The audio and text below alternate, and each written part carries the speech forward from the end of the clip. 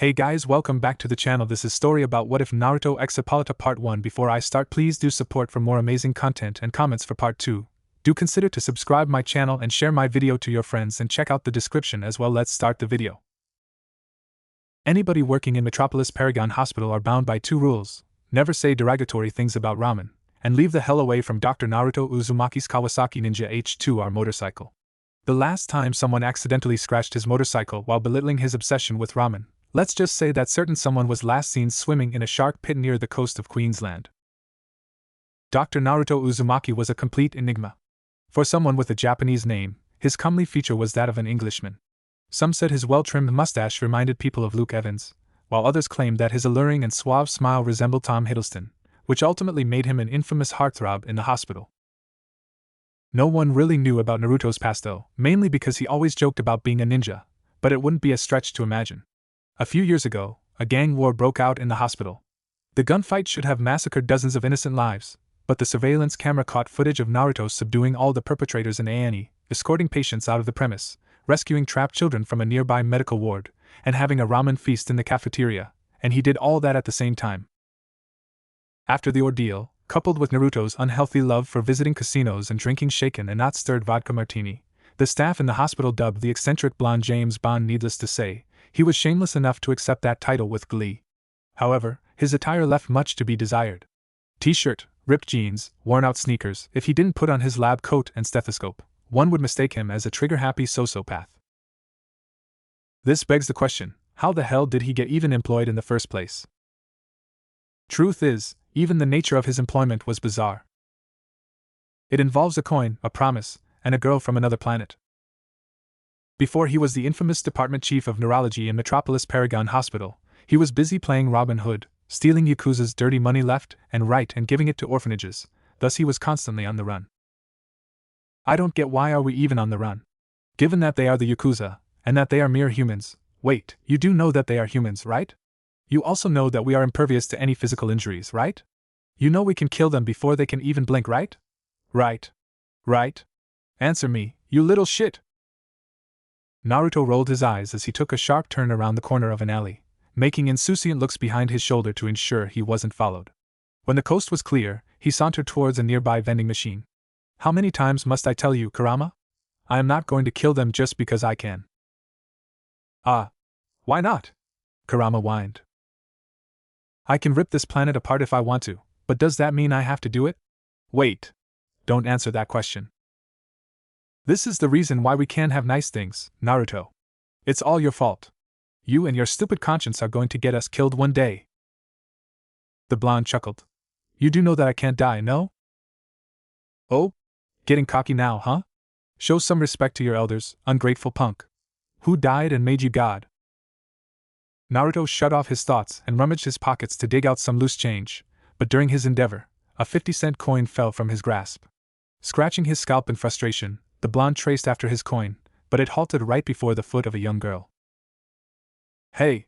That's mine! Much to Naruto's chagrin, the girl picked up the coin and stuck out her tongue at him. What are you doing? Didn't your parents teach you that stealing is a crime? Finders keepers, the girl retorted. The blonde placed a hand on his waist and flicked a finger at the child's forehead, startling her in the process. She nursed the sore spot on her forehead and glared daggers at him. What did you do that for?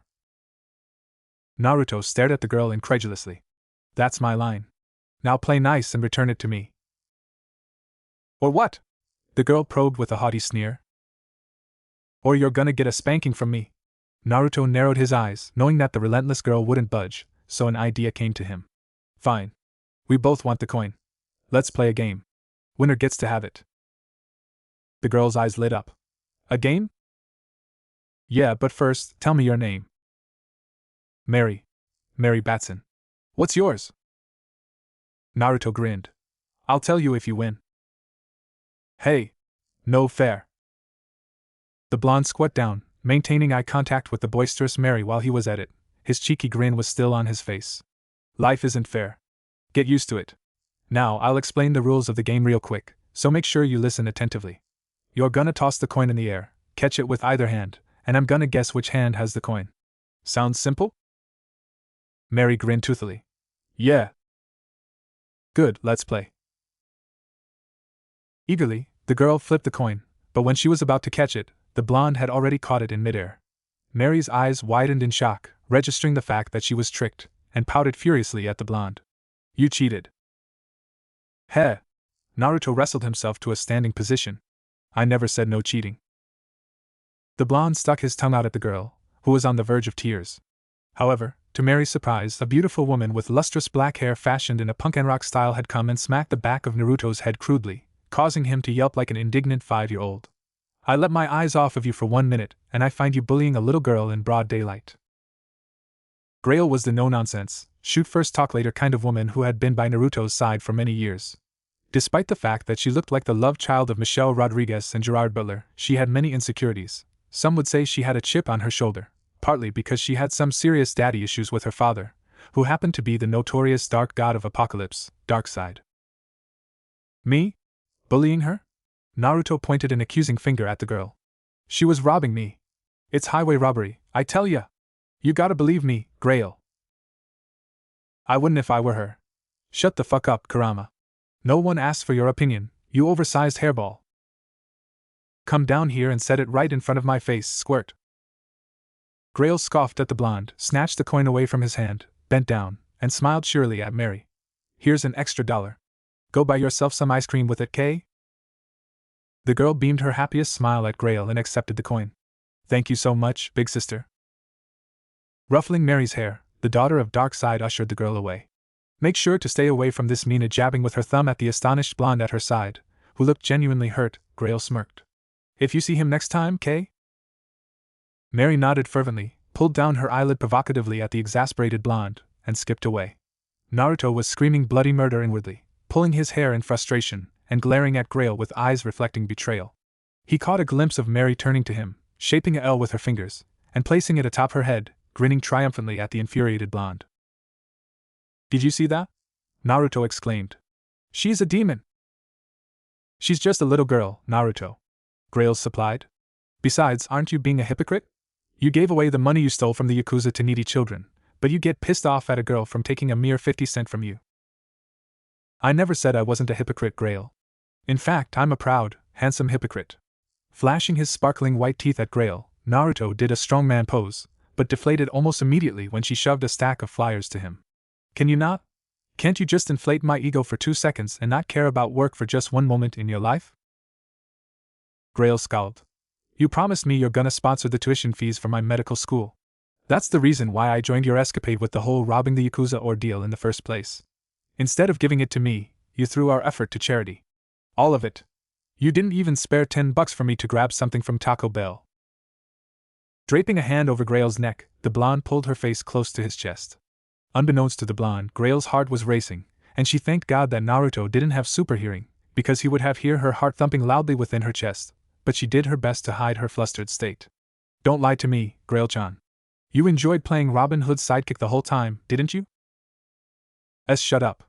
Let go of me. The flustered daughter of Darkseid pushed the blonde away. If you were a doctor in some big fancy hospital, earning big bucks, I wouldn't have to work my ass off.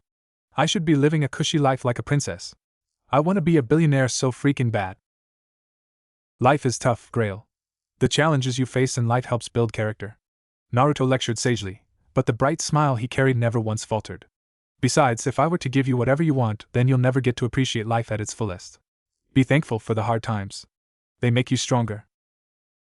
There is a saying, those who smile the brightest are the ones hurting the most, because they don't wish to see anyone else suffer the way they do. Naruto had gone through enough horrors in a lifetime to become the man he was today. Grail wouldn't say for sure she could have that much compassion and kindness in herself after facing what Naruto had once faced. Perhaps that's the reason why she had fallen in love with a man who had saved her from her broken family. But she knew Naruto only see her as a little sister. Nothing more, nothing less. Alright, let's do this, yeah? Rolling up his sleeves, Naruto offered his brightest smile to Grail, and it was as addictive as heroin, because she couldn't help but smile too. It was then they heard a high-pitched scream. Snapping their attention to their back, they saw a white windowless van zapping past them and Mary sobbing at the side of what seemed to be the unconscious and bloody body of her father. Reacting to impulses, Naruto and Grail bolted to the commotion. What happened? Naruto asked. A hit and run? One of the witnesses offered. Why, yeah. That van just drove off, as if nothing happened. It's horrible. As if going autopilot, Naruto removed his trench coat, gestured Grail to ward off the growing crowd, and yelled. Someone called 911. Hurry! Switching his gaze to the body of Mary's father, Naruto was relieved to know the man was breathing, but barely. He calmly asked, Can you move your fingers? The man only managed to let his pinky twitch. Placing a hand on the man's chest, Naruto transfused a light pulse of chakra into the man's thorax, allowing his vision to be bombarded by visions of the man's inner cavity, and it worked better than any CT scan or X-ray could ever achieve, because he could pinpoint any anomaly in a matter of seconds. Multiple broken ribs. One of them has already punctured his left lung. His diaphragm could have been torn. We need to send him to the hospital right now. If his breathing isn't stabilized within the next 30 minutes, things will get dangerous from then on. This man's daughter just swindled your money. Let him die. He deserves it. Despite being submerged in a state of mass hysteria, a small smile curled at Naruto's lips. You are one cranky, old liar, Kurama. Grail hugged the wailing Mary close to her bosom, rocking the frantic girl back and forth. It's gonna be okay. Everything is gonna be okay. Mina here is a doctor. Naruto glanced up at Grail's distraught face and Mary's pleading eyes. Balling his fists, he gave them a reassuring smile. The ambulance is coming. Everything will be okay. Answer me this question, Naruto. Are you saving people because you sincerely want to save them, or are you doing it because you're hoping that one day, someone will come and save you like you did others? Metropolis Paragon Hospital had always been crowded with patients, due to its prestigious heritage for breeding prominent doctors and its reputation for having the lowest mortality rate amongst other renowned hospitals in the world. However, on that very day, a bank robbery took place near the hospital, resulting in a sudden flood of severely injured patients coming into A&E.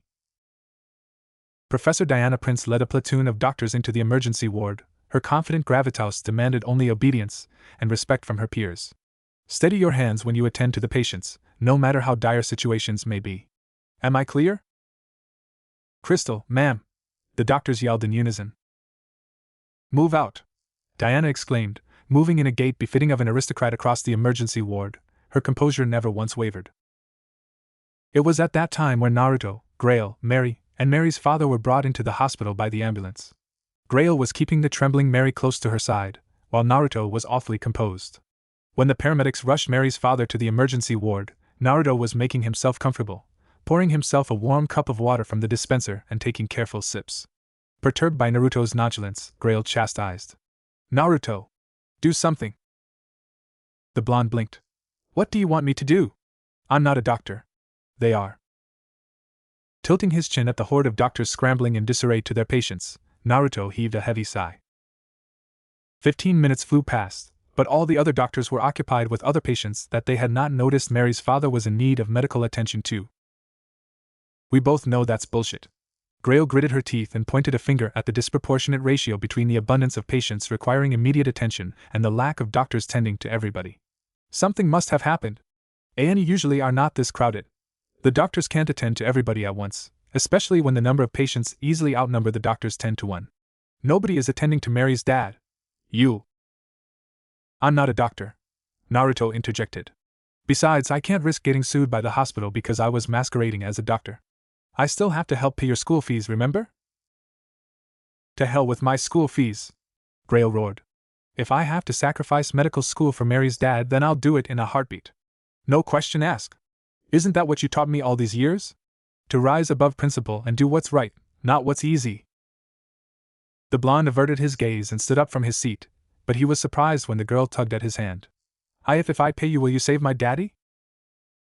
Naruto stared at the crestfallen girl solemnly. Depends on how much you pay me. Mary handed the 50-cent coin, the same 50-cent coin she cheated from Naruto, back to him. Will this be enough? The blonde answered quietly, of course not. Hot tears streamed down Mary's rosy cheeks. It was as if her world had just collapsed. A maelstrom of thoughts struck her. She didn't want to be alone. She didn't want to lose another loved one. Breaking into frenzied sobs, Mary stared with teary eyes at her shoes. Grail clenched her fists and looked away, resisting her urge to shed her tears. She could empathize with Mary, because she had lost her beloved mother in an accident, so she swore an oath to never let another child go through what she had gone through. Grail was about to reprimand the blonde for being heartless, but when she saw the twinkle in his warm sapphire eyes as he studied the coin in between his fingers, at that very moment, she regretted doubting the man she looked up to. Mary almost choked in her sobs. I want my dad to live, mister. I don't want to be alone. Please save him. Naruto patted the girl's head affectionately. Damn it. Me and my conscience is gonna get me killed one day. In the back of his mind, he could hear Kurama laughing lightheartedly. Dr. Barbara Gordon's aspiration to be a physician stemmed from a childhood trauma that involved her father, who happened to be the police commissioner of Gotham City. She would never forget that fateful incident. She was only 12. Her father got a promotion and wanted to celebrate with her, but on their way to a local diner for dinner, a gang of mafia ambushed them. In her father's attempt to protect her, he was fatally shot by a hail of bullets. Her father would have been a goner if that mysterious doctor with unkempt golden hair didn't arrive in time to save him. Ever since that day, Barbara was invigorated with the passion to save lives and hope of one day meeting her father's savior. She graduated summa cum laude from Gotham State University and received an internship in one of the best hospitals in the world, Metropolis Paragon Hospital. However, her good grades did not prepare her for the state of mass panic that was happening in the emergency ward.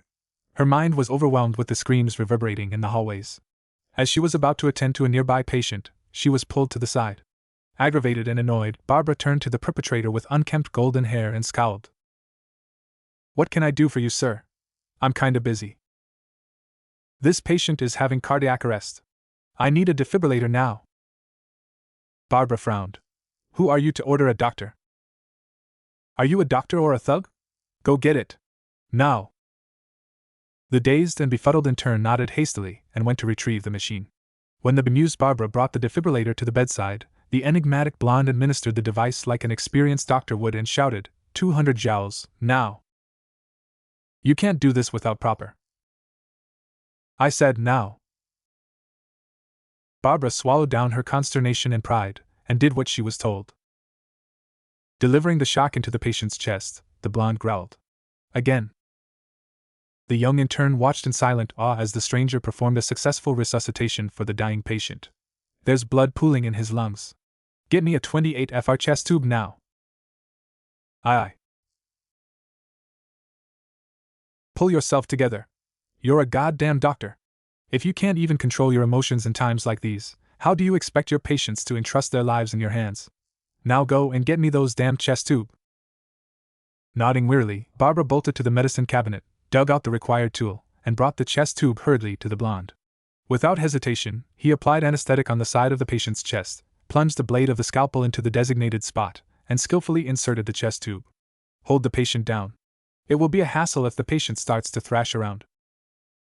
Beads of sweats were forming profusely on Barbara's forehead as she pressed her hands down on the patient's shoulder blades firmly, but she never once left her sight away from the stranger's dexterous hand. Truth be told, Barbara couldn't even fathom how fast and precise the blonde was moving. Take a deep breath. Huh? Barbara blinked. It's okay to be scared. I take it you're new, huh? The blonde fiddled with the chest tube, trying to transverse it to the blood pool within the patient's chest cavity. Barbara could only nod wordlessly. I got over my shaky hands when I saved 2 patients whose legs were blasted off clean by landmines. Naruto connected the chest tube into the drainage canister and rubbed his hands together. They didn't make it through, but that lesson taught me not to let my fear get to me. The greatest mistake you can make in life is fearing you will make one. You were a military doctor? Naruto smiled. Something like that. Resting his hand over the patient's head and transmitting a small pulse of chakra into the brain, the blonde blinked. The concussion he suffered during the accident is causing acute cerebral hemorrhage. You need to get a neurosurgeon to operate on him fast. But it will take us a while to find a suitable neurosurgeon, Barbara argued. Give or take, it'll probably take half an hour for us to find one. We don't have time for that. The longer we delay the surgery, the higher the probability for fatal death to occur. The young intern looked around the emergency ward and spotted Professor Diana performing ad hoc surgery on a poor sap, whose body was riddled with bullet holes. The other veteran doctors were not faring well either. Biting her lower lip, Barbara was having a war within herself. There was no way she had the aptitude to perform such a sophisticated surgery by herself. Besides, she was a mere intern who didn't have any authority to undergo operation without supervision, which means... I'll do it. Naruto sighed. But you're not registered as a doctor in our hospital.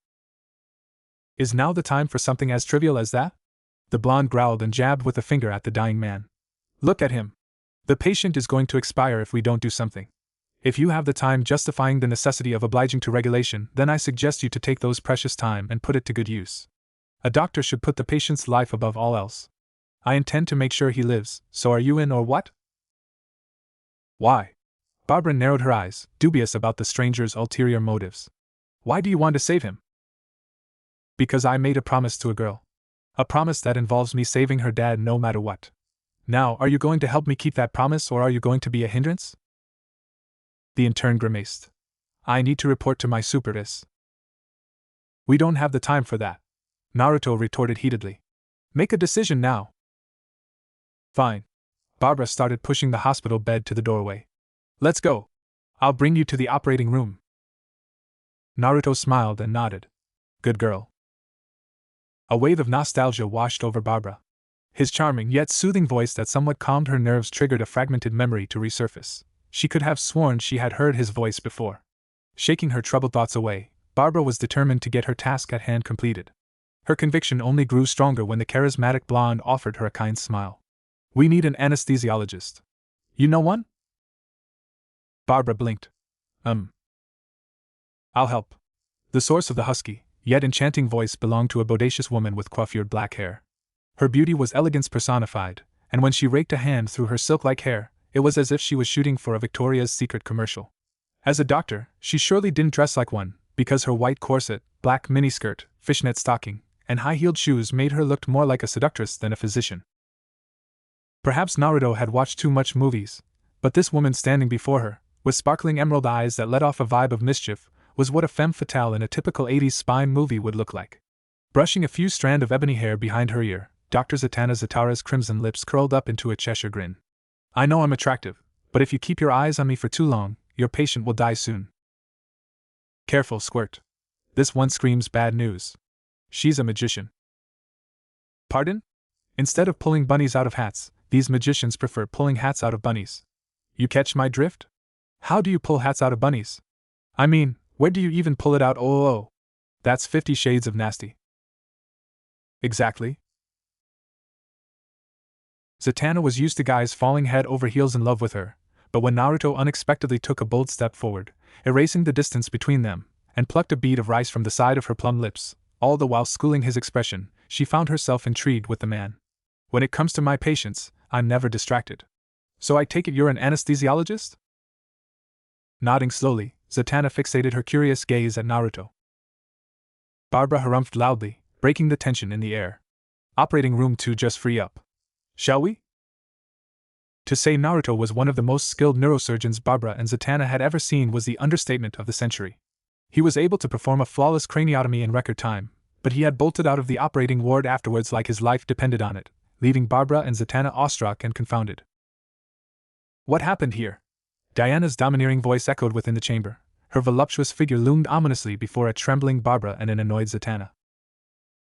As you can see, Zatanna retorted, pointing a finger at the unconscious patient lying on the operating table. We saved this man's life. Diana raised a brow. Who was the surgeon in charge? Her predatory eyes shifted to Barbara, who almost jolted in fright when her hawk-like eyes were cast at her.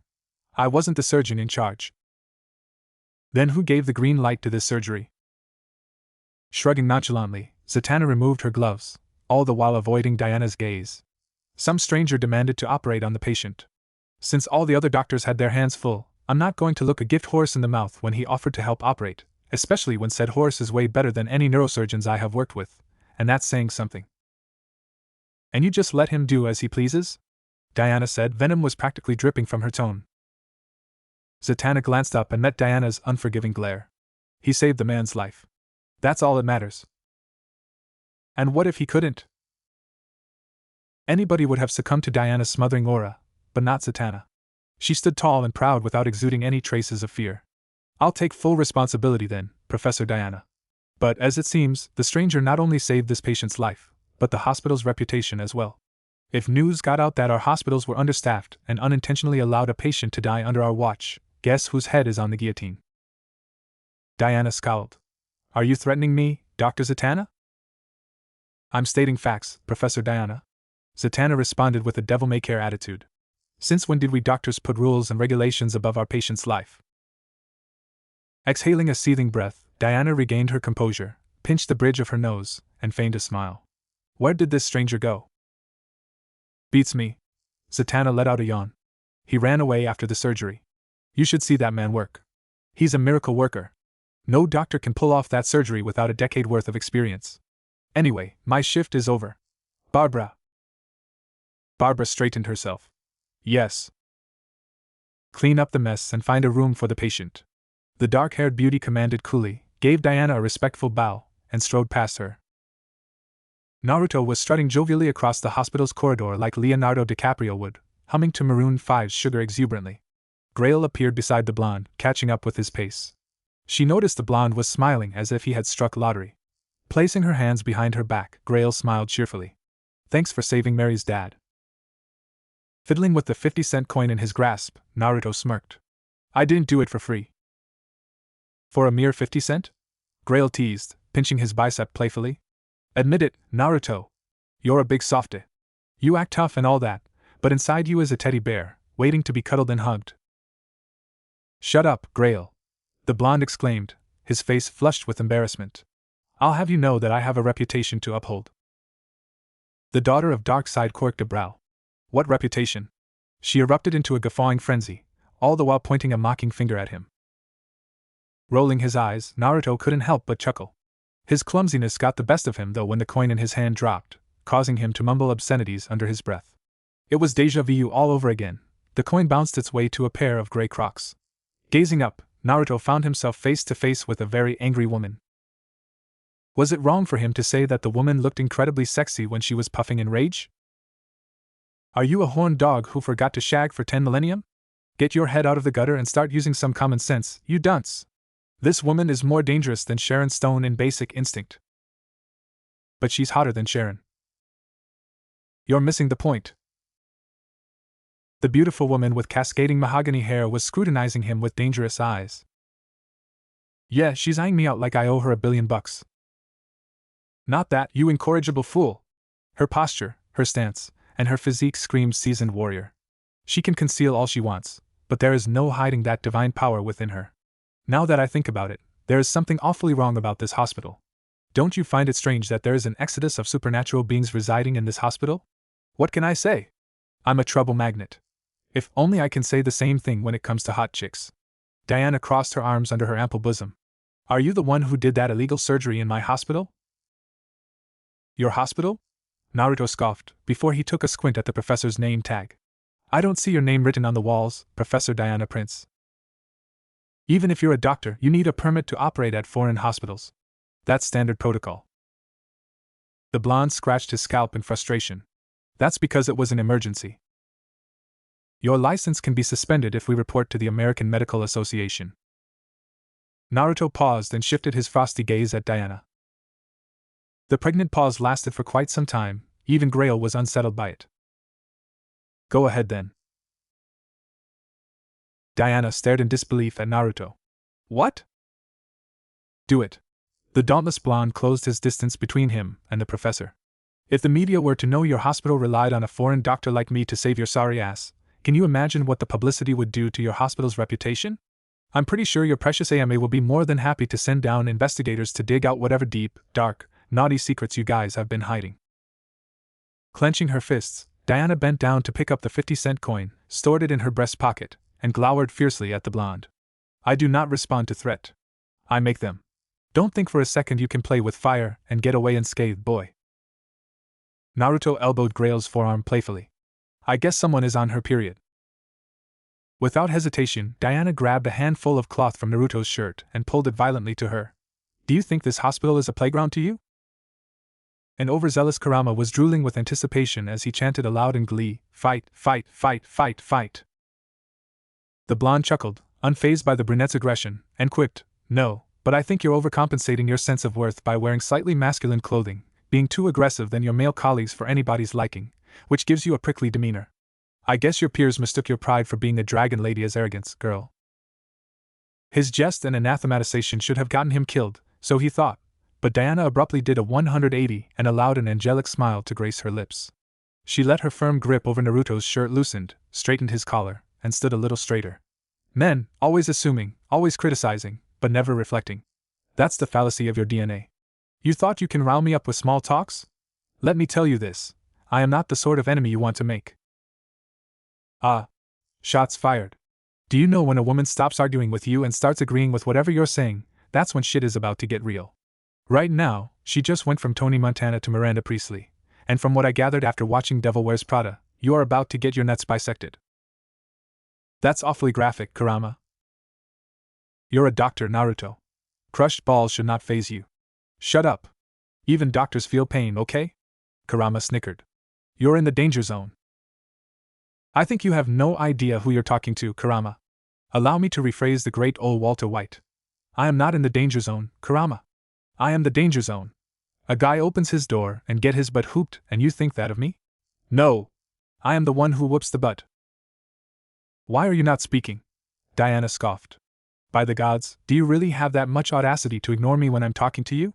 Has your testosterone deafened you? Answer me, barbarian. In the midst of Naruto's musing, the scent of vanilla lavender fragrance suddenly hit his nose. He would never forget that mesmerizing scent, because it was the same scent Hinata used to have. Naruto's eyes widened when he realized that Diana shared the same preference for perfume like Hinata did. Swallowing down his apprehension, the blonde chuckled. I'm starting to feel very butthurt by your sexist comment. Naruto took a weary step back, grabbed Grail's wrist, and smiled uneasily at Diana. I think I need to go home now, get myself some antiseptic cream, apply it on my sore butt, and rest for the day. See you around, dragon lady. Winking at a peeved and bemused Diana, Naruto spun around and attempted to make a dash with Grail to the exit of the hospital, but their path was obstructed by another imposing figure. Any ordinary person would perceive the bearded man in a bland suit as a typical average Joe, but his mere presence incited tremendous fear from Kurama, and that's enough warning to drive Naruto on high alert. What the fuck is wrong with this place? Did you just stumble into the Super Underpants Association? Naruto swallowed. What's wrong, Kurama? You sound afraid? No time for chats and giggles, Naruto. This is goddamn DEFCON 1. Get the fuck out of here now. This guy is. I'm James Corrigan, Chief Doctor of MPH. Please call me Jim, though. Jim chuckled while adjusting his spectacles. I happened to come across the footage of you performing surgery on a patient, and I must say that you have a pair of marvelous hands. If I don't know any better, I might mistake you as Jesus's incarnate. That surgery was exceptionally hard to perform, I must say. Naruto narrowed his eyes. I'm not sure what you're getting at, but I need to go. Jim diverted his attention to Grail. Do you want to be a doctor, miss?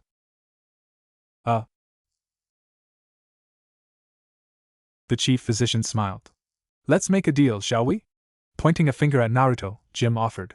If you are willing to be part of our medical staff, we'll sponsor for her. Jim shifted the target of his finger to Grail. Her tuition fees in Harvard Medical School. Hell, we'll even give her monthly allowance so she can start interning in our hospital immediately. The catch is simple. There was this dangerous glint in Jim's eyes that Naruto just didn't like. Join us. Don't take up that deal, Naruto. There's no free lunch in this shitty world. I never intend to take up such a shady deal in the first place, but why are you so afraid of this guy? I'm not afraid. Arg. It's complicated. I'll explain to you later. Just get out of here. Naruto cleared his throat and responded impassively, Nah, I'll pass. Let's go, Grail. Grail gasped, cursing inwardly at a missed opportunity for her to get herself a scholarship from one of the best hospitals in the world. She glared at the blonde, fuming in umbrage, but his grim expression puzzled her. Although Naruto might seem like an impetuous who recklessly caused trouble for his own twisted pleasure, he never does things without reason, so when he ushered her to move, she dared not object. That didn't mean she wasn't pissed. I understand my offer may come off as sudden, so how about this? If you do reconsider my offer, drop by my office anytime. I'll be more than happy to talk it out with you. Jim smiled as he watched Naruto drag Grail along with him to the exit of the hospital. Diana shook her head and stood beside the chief physician. You're going to let them go? Just like that? Professor Diana, I have an important task for you. Jim's smile grew disturbingly wider. Unbeknownst to Diana, Jim's eyes were radiating an eerie green glow. You'll be representing Metropolis Paragon Hospital to recruit that man as our doctor. I don't care what it takes. Bring him to his knees if you would. Make him join us. He will make a splendid collection in our ranks. The bus ride back to Naruto's rural clinic was awkward to say the least. Grail was fuming in exasperation, disgruntled by the fact that Naruto had willingly given up an opportunity for her to get a scholarship in Harvard Medical School, but what aggravated her the most was that the blonde didn't even apologize to her or bother to justify it. An unnerving silence surrounded them, not the good kind, but the heavy one that made her hold her breath. If there's one thing she was familiar about the blonde was that he was anything but quiet. Crossing her arms, Grail gritted her teeth. Don't you have something to say to me? Naruto arched a brow, his gaze fixated intently at his phone. Am I supposed to say anything to you? Turning to the blonde, the daughter of Darkseid pouted. Can you stop pretending nothing happened? You just turned down an opportunity for me to attain a scholarship in Harvard? Do you even know what that scholarship means to me? The blonde sighed, locked his phone, and turned to Grail. I promise you I'll pay for your tuition, but I'll do it on my terms. That guy may look creepy, but he just wanted you to be part of that hospital. Do you even know how many doctors will kill for that job? I am not those doctors then, Naruto retorted. Look, there are some things you don't understand and… Then explain to me so I can understand it, Grail countered heatedly. You always go and decide things for me. And then you make it seem like it's for my best, but why don't you ask me what I want to do? Huh? Why can't I decide what's best for me? Naruto sighed. Grail. Stop treating me like a 10-year-old, Naruto. I'm no longer that girl who cries myself to sleep because mommy wasn't there for me. Grail almost screamed, all the while forgetting the fact that she was in a crowded bus. Naruto shot subtle glares at those who were looking at Grail, before returning his attention to the exasperated girl before her. I'm old enough to differentiate right from wrong, so stop hiding things from me. Am I not, am I not? Grail clenched her trembling fist hard enough to draw blood, something that didn't go unnoticed by Naruto. Am I not family to you? You will always be family to me, Grail. But some things are better left unheard. Naruto held Grail's hand and the self-inflicted bloody trenches on her palms were miraculously gone. He offered her a gentle smile, warming her heart in the process. I can't tell you what that man is. Frankly, I'm not even sure what he is, but my instinct tells me he is someone we should stay away from, and my instinct rarely fails me. I can lift this bus with 3 fingers. The daughter of Darkseid snorted. And you never once beat me in a spar. Naruto smirked. He had always made short work of her whenever she challenged him to a duel, so that statement was equivalent to him pouring salt on her wound. Grail pouted and crossed her arms. Shut up. If everything is given to you so easily, you'll never truly appreciate what you have. Naruto smiled. Now sit back down and enjoy the ride back home. It's always nice to have some peace and quiet. The daughter of Darkseid gazed out of the bus window with a frown on her face. The bus eventually pulled to a stop near Naruto's clinic. He had to drag a reluctant Grail with him off the public transport. The stroll back home was something Naruto cherished the most. The night ambience was soothing, the air carried the fragrance of morning spring, and the streets were usually empty. Naruto wasn't able to indulge in that moment of tranquility when he glanced up at the night sky and saw a blazing meteor blitzed across the clouds. Narrowing his eyes, the blonde discerned the trajectory of the meteor's flight, only to gasp in horror when he realized where it was about to land. Grail came to the same conclusion and looked at him. You can run? The blonde quipped. I can't imagine how you can still be so carefree when that damn thing is gonna hit our house. Race you there. Naruto gave Grail a playful wink before he vanished almost instantly. When Naruto materialized his form into his house, the meteor had already crashed into his backyard. He surveyed the crash site warily, uncertain of what to make of the situation, because the meteor looked more like a spaceship. The fact that he could detect life within the foreign object confounded him. Hopefully, it wasn't some homicidal cockroach alien from Men in Black. Ambling towards the damaged spaceship, Naruto peeled off what seemed to be the door of the aircraft like peeling onions and took a peek into it. There was no deranged cockroach alien or bloodthirsty xenomorphic creature waiting for him, just a beautiful girl with vibrant golden hair lying unconscious and within. You watched that old-school 90s movie called Species? Yeah? It's about a hot blonde chick alien killing guys while having sex with them. You better watch out or you're gonna end up in the ghetto. I think we need to stop watching horror flicks. It's starting to make us paranoid. Naruto plunged his hand into the aircraft and tore a chunk of metal off so that he could effortlessly reach out for the girl. Placing a hand on her chest, Naruto released a pulse of chakra into her body to assess her vitals, only to widen his eyes in dismay. It was at that moment Grail appeared behind him and let out a whistle of awe. Wow, you don't see this every day. The blonde turned to the still oblivious Grail and shouted, "Go get the defibrillator. She's having a cardiac arrest." Dumbstruck, Grail's jaw remained unhinged as she tried to register the suddenness of the situation. "What are you waiting for?" Naruto snapped, "Go get it, now." Grail bolted towards the clinic in a haste and her body went autopilot. She switched on the lights, prepped the operating table, and pulled out an ALS defibrillator from the corner of the operating room, just in time for Naruto to barge in with the unconscious alien girl resting in his arms. Once the blonde laid the alien on the operating table, he took off his Armani leather jacket and tossed his Jaeger-LeCoultre tourbillon watch aside. "Grail, stop spacing out and turn on that damn thing," Naruto bellowed, his gaze fixated fiercely at the still idle ALS defibrillator. Climbing atop the unconscious frame of the beautiful blonde girl, Naruto started performing CPR on the patient. Despite working as a nurse in Naruto's clinic, Grail still wasn't used to handling exigent operations. It was nerve-wracking for Grail when Naruto went into his doctor mode, because he became a man who wouldn't tolerate any slip-up.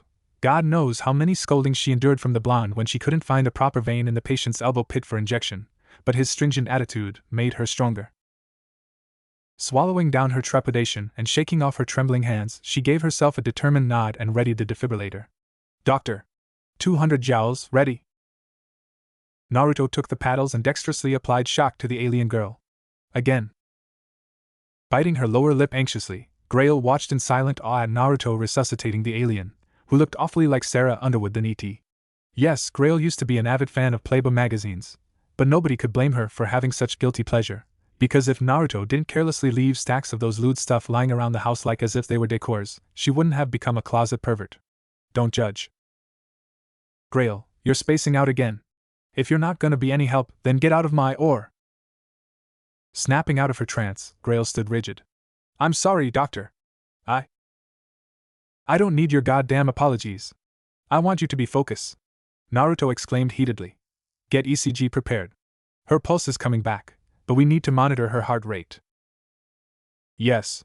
Scrambling her way to the electrocardiograph, Grail switched it on, connected the electrodes to the machine, and skillfully placed the pads on Sarah Underwood lookalike's body. Naruto stood aside, observing Grail performing an excellent electrodes placement that even some junior doctors were inept at doing, and she wasn't even a medical student yet. At that moment, Naruto did not see the monster Grail was born to be, but an aspiring soon-to-be doctor who would be saving countless lives in the future. He couldn't help but smile proudly. She wasn't that homicidal, deranged, and depressed 12-year-old girl he adopted all those years ago. Grail had blossomed into something beautiful, and Naruto was glad to turn her life around.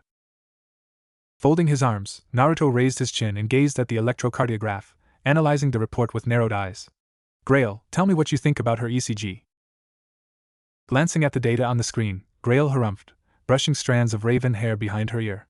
"The rhythm of her heart is too fast and erratic. It's definitely ventricular tachycardia, but her QT interval suggests torsades de points." Arching a brow, Naruto gave Grail a flabbergasted look. Pacing around his small yet well-equipped operating room, the blonde placed a hand on his hip and tilted his head. "You have been studying a lot, huh?" Rubbing a finger across her nose, Grail smiled impishly and pumped out her chest with confidence. "Of course. I wasn't kidding when I said I want to be a doctor like you." Ruffling her hair affectionately, Naruto grinned. "So, doctor, what do you suggest we do?" Grail chuckled sheepishly. "I'm actually not sure. You still have much to learn." The blonde let out a sigh, but gave the girl a wink. "Go get magnesium sulfate ready." "Yes, sir." The daughter of Darkseid gave him a mock salute, stifled a giggle, and ran to the medicine cabinet. While Grail was occupied with her task, Naruto ambled towards the unconscious form of the alien and cupped a hand on her forehead, transmitting pulses of chakra into her body. When the blonde had conceived the alien's physiology, he widened his eyes in astonishment and gasped. What the? Whoa! What's with this girl? She shares similar molecular structure like us, but Kurama frowned. Is she a plant or what? Her cellular makeup carries photosynthetic properties. Can we call her Plant Girl? Has a nice ring to it, don't you think? Heh! Now that I think about it, she should definitely be the poster girl for Plant vs. Zombie, no? Naruto rolled his eyes, ignoring Kurama's playful snickers. Doesn't her body's molecular structure reminds you of Hashirama Senju? Yeah. It sure does, but this one is different. We should kill her. Registering Kurama's abrupt request and the blatant venom laced in his cold voice, Naruto was dumbstruck. What? Kill her before she becomes the next Kagaya. There was no hint of playfulness in Kurama's words, just steel-hard conviction, something that Naruto wasn't used to hearing. She's pretty docile now, huh?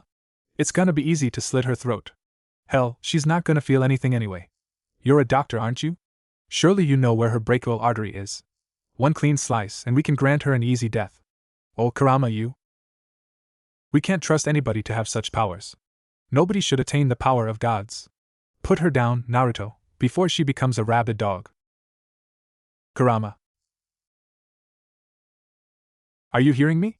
Kill her now or I'm gonna do it. Oh, Kurama.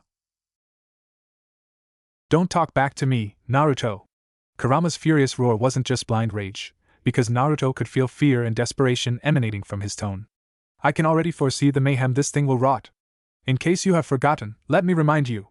There were 6 billion people back in our world when Kagaya attacked. The Mugen Tsukuyomi hit more than 99% of the world's population. Let me do the math for you. That's 5.94 billion people dead and gone. And then it became some World War Z shit, because they all turned into zombies and started killing anything that moves. Naruto clenched his fists. Kurama, listen. No, you listen to me. You have seen what happens when someone wields absolute power. I wield absolute power, Kurama. It's because you're different, Naruto. What makes me so different from Kagaya? Huh? Because unlike her, you have a conscience. Naruto pointed a finger at the unconscious alien. And she doesn't? Let me be frank with you, Naruto. If Grail led her life astray, I will put her down like a sick dog. Kurama! Naruto! Kurama was outright seething. Don't you dare let your emotions cloud your judgment. Just because you're getting chummy with Grail doesn't mean she isn't a monster. Her father is goddamn Darkside. She has both the blood of an Amazon and a dark god running in her veins. We both know what would happen if you didn't dive into her mind and seal her insanity away. Naruto hated to admit it, but he would go as far to say that Grail might become twice the monster her father was if there was nobody to bring light in her dreary life. Grail was born to be a harbinger of destruction, and if she was raised by her father, she would jolly well be a ruthless despot who cared for nobody but herself, but Naruto knew better. The circumstances of her birth, along with the powers she was bestowed with, had nothing to do with what she was today. It was what she chose to do in her life that determined who she really was. Naruto could empathize with her, because like her, he was born a monster, but he overcame his horrid fate with sheer willpower, and so could she. Naruto would not allow Grail to become a monster. Taking in a deep breath, the blonde regained his composure. Then answer me this, Kurama. If I decided to wipe out humanity, will you put me down too? There was a moment of tense silence between Naruto and Kurama. Neither spoke for a long time, but when Kurama broke into mischievous guffaws and squashed the tension between them, Naruto let out a breath of relief. I was just fucking around with you, bro. Chill out, dude. It's just a prank, bro. Are you insane? I almost wanted to beat your ass for being such a... Don't get so worked up over a little teasing. You know me. I honestly don't care if this world goes to shit. Hell, I will be happily munching popcorn while watching the world burn. But you should seriously see your face just now. You were like so agitated when I went batshit insane about being self-righteous and all that. Ha ha ha. Naruto nursed his throbbing forehead. Ha ha fuck you. Toodaloo, motherfuck. The blonde had to shut off his mind after getting punked from douchebag Kurama. He should know better than to believe that his happy-go-lucky tenant has even a shred of compassion for the well-being of the world. Kurama was too jaded and apathetic to take anything seriously. Doctor. Hello? Earth to Naruto. Grail waved her hand in front of Naruto's dazed eyes. You're the one who reprimanded me about spacing out, but here you are, spacing out like a fool. Hello? Suddenly, Naruto's hand shot out and caught Grail's wrist, startling her in the process. Whoa! Can you not? I almost got a heart attack. Have you prepared the dosage of the magnesium sulfate? Grail rolled her eyes, her scowl was still plastered on her features. Yes. I'm not an amateur. Stop rolling your eyes. The blonde took the syringe from her grasp. It's impolite. Inspecting the needle, Naruto snuck a glance at Grail, who was scribbling down notes on her clipboard and recording data from the ECG. Jokes aside, I wasn't kidding when I said you're getting soft, because if she did become a monster, will you have the heart to put her down? Diana leaned into her leather chair, scrutinizing the pile of files scattered on her desk with frosty gaze. Pinching the bridge of her nose, she seized her glass of Macallan 55-year-old whiskey, gave it a weary sniff, and took an appreciative sip. The soothing melody of Martha Argerich's Beethoven Concerto No. 1 was playing from the speakers situated at the corner of Diana's tenebrous office, and the empowering music enhanced the fragrance and taste of her liquor. I am not in the mood to read through all these. Explain it to me briefly, Artemis. Make sure not to leave out the important bits. Artemis adjusted the tie of her suit and straightened herself. According to the report, Naruto Uzumaki appears out of nowhere 20 years ago. He was a Harvard graduate who went on to become a lieutenant colonel in the U.S. Army's Medical Corps. He was a field surgeon, serving the Navy SEALs for 8 years. After getting discharged from Army, he went to the Middle East, North Africa, and subsequently South Asia to be a rural doctor, helping and saving the unfortunate. Raising a curious brow, Diana chuckled. Did he preach the gospel while he was at it? No, he didn't, milady. Artemis cleared her throat, not really comprehending her mistress's attempt on cracking a joke. His work ethics and performance in the Army were beyond excellent. He would have been the next Army Surgeon General if he didn't choose resignation. However, there is something suspicious and disconcerting about his records. The Princess of Themyscira raised a brow. Oh? How so? During his time in the Army, he was dispatched to Afghanistan to rescue and treat wounded soldiers. However, in one of his many rescue missions, he and 4 of his men were ambushed by a squadron of Taliban troops. Uzumaki and his squad were trapped inside a tunnel. There was no way 5 measly soldiers can possibly take down 256 armed insurgents. Diana swirled her glass of vintage whiskey and crossed her slender legs. And? The reports were classified as top secret, but I managed to uncover some truth behind it. Apparently, there is a documentary from one of the soldiers sent to rescue Uzumaki and his squad. He said that upon their arrival to the battlefield, the desert was, and I quote, a graveyard of maimed corpses. Some of the soldiers who saw what happened suffered severe PTSD and were sent to mental asylums. Arching a curious brow, Diana gazed up at a bemused Artemis. Are you telling me he killed all 256 Taliban soldiers? According to the report, it is heavily implied that Uzumaki was the one who single-handedly slaughtered the insurgents with his bare hands. Bare hands? The princess was staring in disbelief at her assistant. Artemis nodded grimly. I found numerous reports of such bizarre incidents that are currently ushered into the Don't Ask section in the U.S. military's archives. The peculiar thing about this is that Uzumaki happens to be the center of it. Milady, do you think he is a metahuman? Stroking her chin, Diana frowned. Find out why he was discharged from Army, what he did during his travels, and why did he return to Metropolis.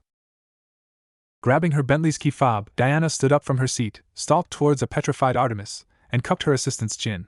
Artemis felt vulnerable whenever her princess stared at her with her predatory, yet beautiful sapphire blue eyes. It was as if Diana was peering into her soul. I'll be back. Be sure to get me my regular Starbucks. You know I like it hot, right? Why yes, milady. Artemis's lips were trembling, and she was yearning to be touched by her mistress. Diana grinned before she strode past the bewildered Artemis. Some say God's wrath was scarier than a nuclear holocaust, because if he desired, he could make the monsters from Pacific Rim come to life and watch the beasts chomp down civilizations. If God is a fan of George Miller's work, he could even turn the world into a giant wasteland just to make Mad Max a reality, provided that he is a movie junkie. So, that comes down to one fundamental question: is God wrathful?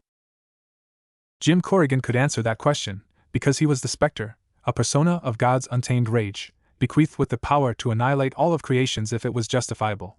In the day, he did God's work by saving people as a doctor, but when the sun fell behind the horizon, he did God's work by terminating evil as an executioner.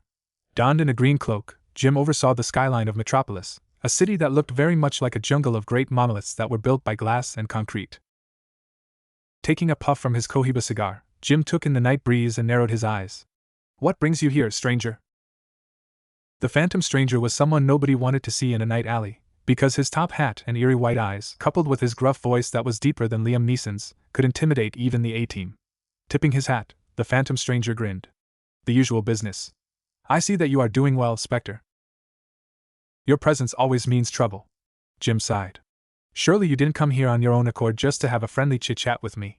The last time you come to me, I have to go to the Sudan and terminate a covert human trafficking operation. What does big man upstairs want this time? Clicking his tongue in disapproval, the phantom stranger shook his head. It seems to me that exercising your role as the Spectre has put a toll on you, no? Do you despise your job that much? Don't get me wrong, stranger. Any scumbag, any criminal, any rotten piece of junk that I put down, I didn't do it because it was my job. I did it because I like it. Jim exclaimed. Green fire were radiating from his eyes as he grinned darkly. Hell, I love it. I'll do it again if I have to. The phantom stranger let out a hollow chuckle. I'm glad that you like your job. I won't beat about the bush any longer than I should. The boss wants me to deliver a message to you. What is it? Back off. The embodiment of God's wrath furrowed his brows. What? He knows what you're trying to do with Naruto Uzumaki. He does not want you, or anybody for the matter, to interfere. Walk away from the chessboard while you still can. Walk away? Placing a hand on his hip, Jim took a puff from his cancer stick. A dangerous grin was formed on his features. Everybody is born to follow a script.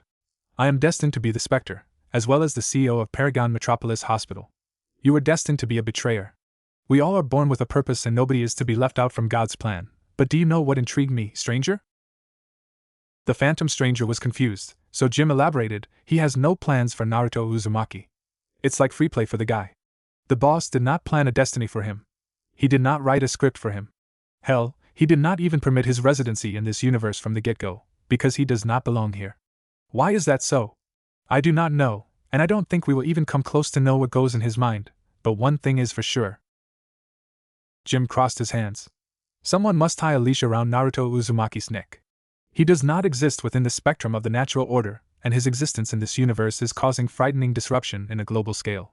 He is changing people's fate unknowingly, tearing up the script that God has made for every one of us, and undoing his work, which begs the question, why hasn't God destroyed him? The phantom stranger shook his head. That is not up to us to know. Our duty. There is no us between you and me, Judas. Let's make one thing clear. Your duty is to tell the boss that there is a bogeyman living in the closet. That has always been your role. The Spectre tilted his head, a malicious smirk curled up at his lips. I'm the guy the boss hires to kill the bogeyman.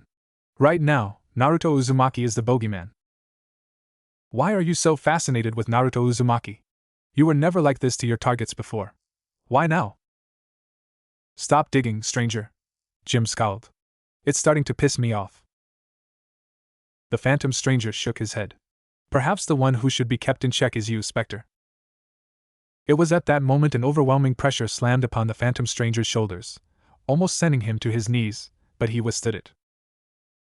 Have you lose anybody? People that you care about. People that you loved. The phantom stranger clenched his jaw, but didn't say anything. I guess not, so don't talk like you know me. Everybody lost someone. That doesn't give you the right to defy the Lord. The Spectre scoffed. Do you know why Naruto Uzumaki interests me so much? He is like me. A man who lost too much. A man who understood how unjust the world is. A man who is alone and confused. Like me, he possesses transcendental powers, yet he showed so much restraint. Like me, he chose to be a doctor, despite all the odds stacked against him. But do you know something? Thunderclouds from perdition swirled in the night sky, threatening to burst into an array of lightning. Jim glanced up. The intensity of his umbrage was matching the ferocity of the coming storm. He is one bad day away from becoming a monster like me. The phantom stranger growled. Spectre, if you go against his orders, you'll pay. Abruptly, Jim thrust his hand forward and did a choke-like gesture, as if imitating Darth Vader's infamous Force choke. The phantom stranger sank into his knees, clawing at his neck to pry off the Force to no avail. Do not threaten me, stranger. I will not kill Naruto Uzumaki. Where is the fun in that? No, I will manipulate him to do my bidding. I will make him my toy. If you dare interfere with my plans, I will make God's wrath look like Thanksgiving dinner compared to mine.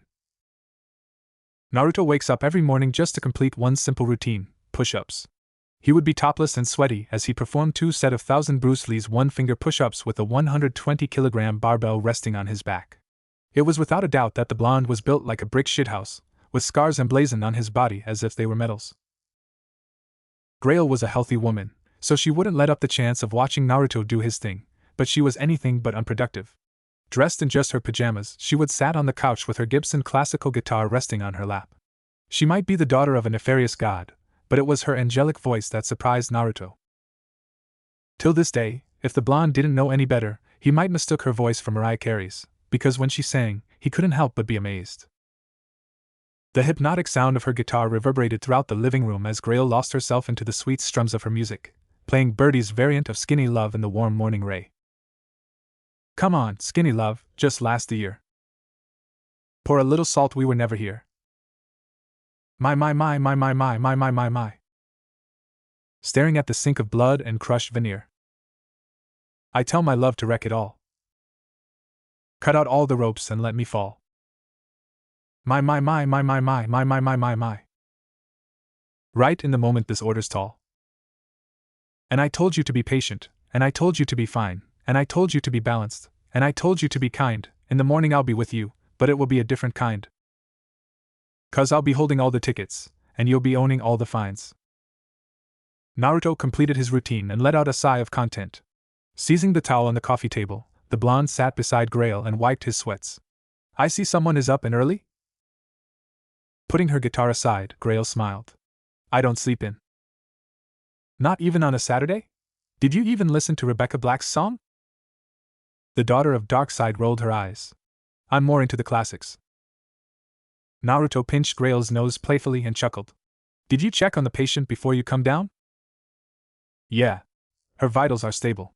She stretched her limbs and let out a yawn. Unlike you, I actually take my job very seriously. Grasping his chest, Naruto looked genuinely hurt. If Grail didn't know any better, she might think the blonde had graduated from Yale's School of Drama, not Harvard's medical school. How can you pick on me like that, Grail? I am your teacher. I'm the goddamn doctor of this clinic. You are my employee, yet I get treated like dog shit. My heart is aching so much. Grail punched Naruto's bicep and giggled. Go audition for a role in Hollywood, drama queen. I should, actually. The blonde stroked his chin, as if taking the idea seriously. Maybe I could be the next Indiana Jones. I have the looks, the muscles, and the charm to pull it off. More like landing a role in a reboot version of Brokeback Mountain. Naruto raised his fist, as if attempting to bonk her on the head. Do you want to die? Huh. Grail let out a cheery guffaw and a light-hearted chuckle escaped Naruto's lips. He enjoyed mornings like that. There were no worries and no weight on his shoulders, just bliss. All he needed now was a bowl of hot miso ramen and a cup of coffee, and he would be invigorated for the day. Folding his muscular arms, Naruto cleared his throat. He knew Grail was dedicated to be a doctor, but there was something he had always wanted to ask her. Why do you want to be a doctor, Grail? Taken aback by Naruto's sudden question, Grail blinked quizzically. What? Is it because I'm so awesome that it rubs off on you? You know why I want to be a doctor, Grail said, almost like a whisper as she tucked her hands behind her knee. Naruto leaned back into his seat and smiled sadly. Your mother's death is not your fault. You don't know that. Grail averted her gaze. I don't want to discuss about this. Running away from a problem is not going to solve anything. The daughter of Darkseid growled. I'm not running away. Don't you dare accuse me of that. Then answer my question. Why do you want to be a doctor? If I were a doctor like you, she wouldn't have died. Her eyes were bloodshot, but she stifled the urge to weep. She was done showing her vulnerability to anyone. It had been 6 years since her mother's tragic passing, but time didn't heal her wounds. For the sake of protecting her sanity, her pain got lessened, but it was never truly gone, leaving an emotional scar behind to remind her what she had been through and survived. In life, there were so many what-ifs to Grail.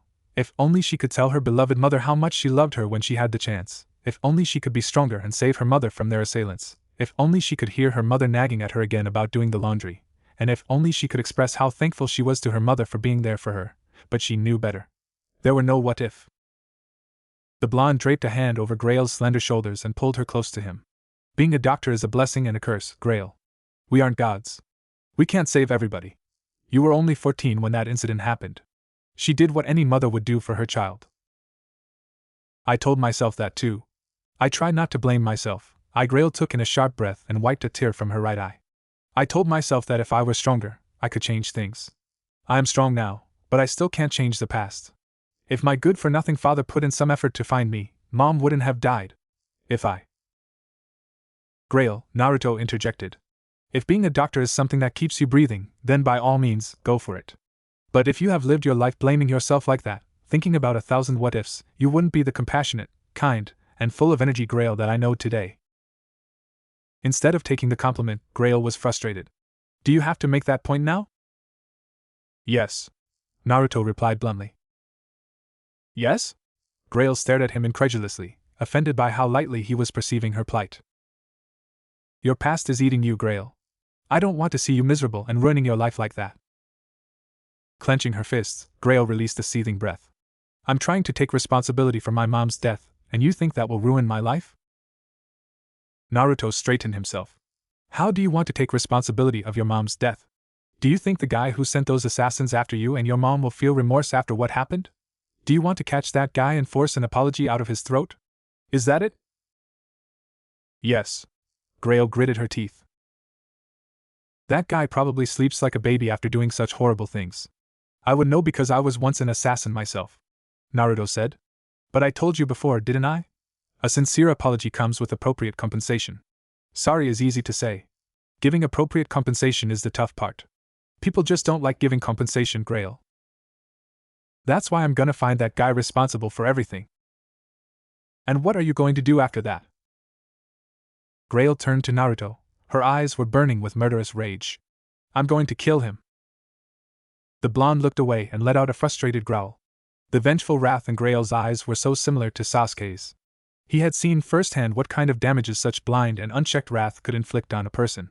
Sasuke went down a dark path of solitude, trying to avenge his deceased family at all costs, because the hope of acquiring vengeance was the reason why he had the strength to wake up every morning, but it turned him into a sociopath too. That's why I want to be a doctor, Naruto. That job is my saving grace. Saving people as a doctor is going to preserve my sanity when I slaughtered that bastard. In order to beat monsters, I have no choice but to be one too.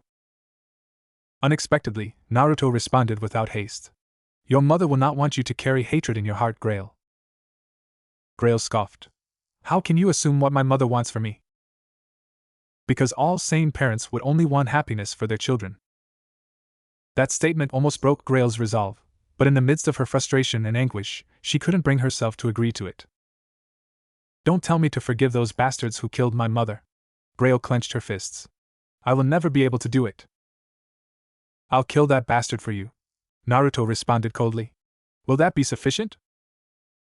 Grail bit her lips. Naruto, Give me some time. I'll help you find the assholes responsible for this mess. I can't have people around me suffer like this. And I sure as hell don't want you to soil your hands like that. Naruto held Grail's soft hands and rubbed it affectionately. Let me help you carry some of your burden. Rolling her eyes, Grail looked solemnly at the blonde. You really are smart, aren't you? Do you think I'll give up just because you said things like that to me?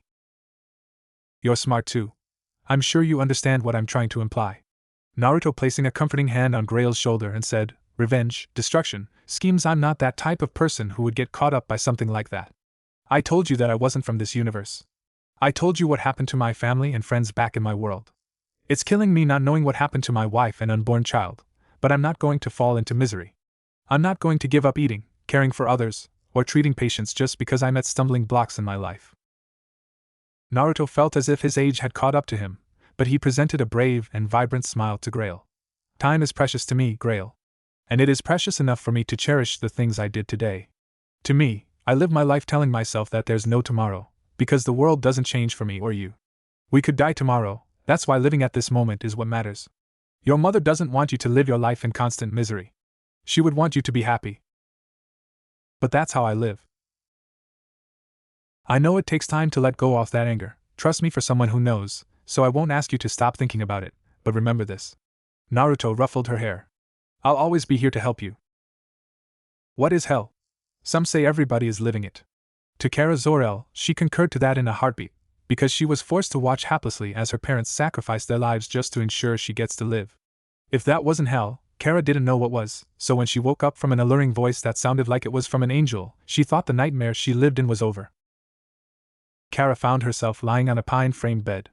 Climbing out of the bed, she shielded her eyes from the brilliant amber piercing through the casement window. Surveying her environment wearily, she noticed the bedroom was furnished with a meager budget, yet it carried a warmth that reminded her of home. It was then she realized that she just woke up to a nightmare called reality. Noticing the soothing song had abruptly halted, replaced by what seemed to be a heated argument between a man and a woman, Kara kept a vigilant gaze around her environment before she approached the doorknob. She was scared out of her wits and the flutters in her chest wouldn't stop, but she had to push through, so she pulled open the door and sauntered towards the commotion. When she reached the living room, she was greeted by a man with short, unkempt hair. Where am I? The blonde smiled. I'm glad that you're able to speak our language, given the fact that you're clearly not local. That makes things a whole lot easier. Anyway, this is my house. I'm Naruto Uzumaki, by the way. You are? Kara Zor-El. Is this planet by any chance called Krypton? Kara asked, even though she knew the answer. Krypton? Naruto arched a brow. Never heard of it. Kara collapsed into her knees and stared with wide eyes at the floor. Her world had just stopped moving and everything seemed to be falling apart. This is Earth. Judging by your reaction and the fact that you're not from around here, I would assume your world is gone. Naruto raked a hand through his messy golden hair and let out a sigh. I'm sorry. Balling her quavering fists, Kara glanced up and glared furiously at Naruto. Why you're sorry? What do you know about my pain? What do you know? Grail was startled by Kara's outburst, but Naruto was unfazed. He was calm, despite the lamenting blonde verbally abusing him with her native tongue. Plopping down beside the infuriated Kara, he crossed his legs and lifted his chin, offering her a gentle smile. It hurts, doesn't it? Not knowing what to do next. Not knowing why God cruelly take away the people you loved and cherished. Not knowing how to face all this. Naruto took in a deep breath. Believe me, I understand what you're going through. You didn't just lose your family and friends. You lost your norm of life. You lost the peace and bliss you share with those around you, and when everything is cruelly taken away from you, you blame yourself for not cherishing it more than you should when you have it. The reminiscence used to break Naruto, but his tears were all dried up. He was never a man of angst, so he could not tolerate being down. Besides, he didn't want Kurama to be sad because of him. I too lost many things, and like you, I lost my parents, my friends, the people I cared about, and even my world too. Everything is gone, and you suddenly find yourself alone and empty. Hot tears were streaming from Kara's eyes as she glanced up pleadingly at Naruto to stop. Clutching her chest, she let out a wail of despair, the agony in her heart suddenly became smothering, suffocating her and rendering her mortified. She was struggling to breathe, and in that moment, she hoped she wasn't. You just want everything to be over. You just want to die. The blonde smiled sorrowfully. The butterflies in your chest, the turmoil in your brain, and the tremendous weight on your shoulders, you just want them all to be gone. And then depressive questions started bombarding you. Why? Why must I suffer like this? Why must I go through so much pain? Why can't I stop hurting? Why me? Naruto pulled Kara to a tight embrace, brushing the back of her hair with gentle tenderness. She tried to hammer her fists at his back, desperately venting out her frustration, but her fatigue and despondence overwhelmed her senses. She slowly sank into his warm chest, sobbing harder and harder, screaming till her voice broke, and clenching her fists so tight she dug bloody trenches from her palm. I'm not going to tell you everything is going to be okay, because to you, it won't be. Naruto cooed into her ear. But I will promise you this. As long as I live, I won't let you suffer this pain alone. I won't let you go through what I went through. If you're unhappy, tell me and I'll cry with you till the sun rises. If you want a hug, I'll hold on to you until you fall asleep. If you want someone to talk to, I'll be more than happy to chat with you till the winter comes. Kara stifled her sobs, allowing the blonde to wipe the tears staining her reddened cheeks. Why do you care so much? I'm nobody to you. Naruto shook his head and he offered her a bright smile. Loneliness is a terrible poverty that nobody should go through. I endured one too many to know what it's like to smile when I'm sad. That's why I don't want anybody to go through it, because that pain could drive anybody insane. I won't let you go through it, Kara. The Kryptonian stared blankly at the blonde. Don't make a girl a promise you can't keep. I never break a promise. Grail sighed heavily and squatted beside Kara. All that crying must have made you hungry. I'll bring you upstairs to get you washed up. In the meanwhile, Naruto can cook us breakfast. The blonde pouted. Oh? You're the big boss now? Stop bitching, Naruto. Grail chided, hoisting Kara to her feet. Go cook us some ramen before I get the squirrel from Ice Age to bite your nutsacks off. Naruto would have slapped Grail's forehead for her impudence if she wasn't carrying a distraught Kara. When the girls had left the living room, the blonde let out a chuckle and shook his head. His hands were on his waist. That girl would be the death of me. You are a death of me too. Shut up, Fluff. What? What did you just call me? Are you itching for a beating? Come down here and let me shove this lamp post up your. Shutting off communication. Naruto grinned. Don't you dare out. The blonde smiled and ambled to the kitchen. No matter what, tomorrow will be better. A red Bentley Continental GT pulled over right beside the porch of Naruto's countryside house. When the engine died down, Diana stepped out of her expensive convertible and removed her Prada sunglasses, gazing nonchalantly at the morning sun. As if on cue, the iPhone in her pocket started buzzing. She pulled the device out, took a brief glance at the caller ID, and picked up the call. Yes?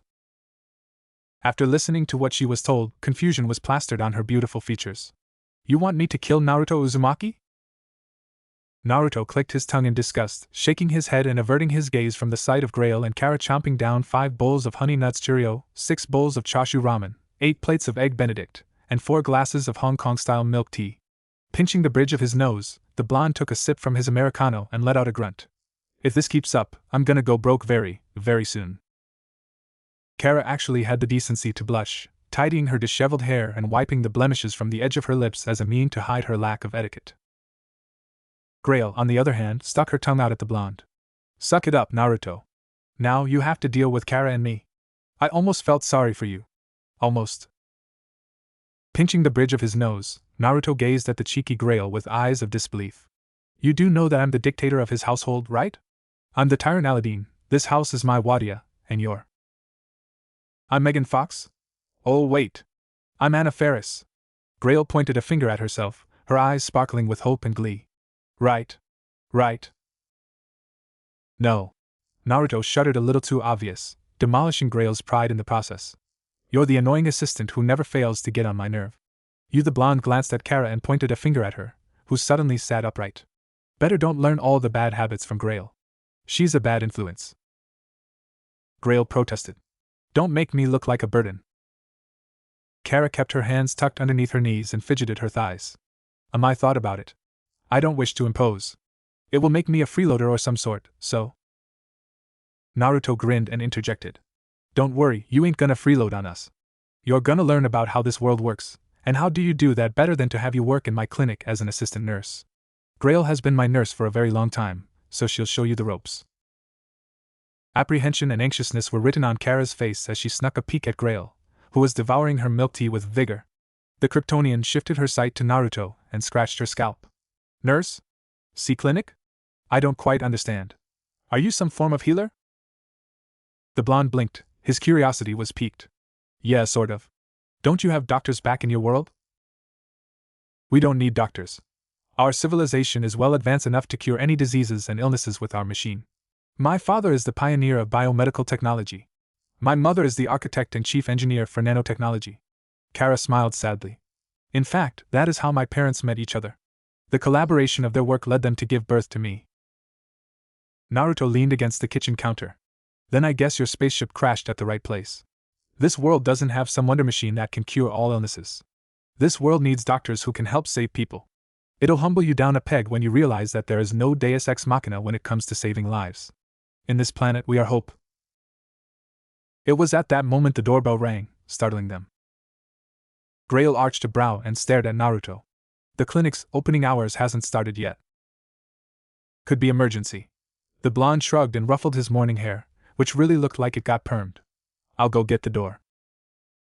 Whoever was outside the door must really lack patience, because the doorbell kept ringing, much to Naruto's annoyance. Coming. Just stop pressing that damn thing. When he pulled open the door, he was taken aback by who was standing before him. You are. Diana narrowed her eyes. Her statuesque form was concealed by her crimson Hermes jacket draped over her shoulders. Her eyes whipped up and down, gazing with revulsion at the sight of Naruto's squalid form. His face was unshaved, his rumpled shirt was missing a few buttons, and his billabong board shorts were worn slapdash. Can I come in?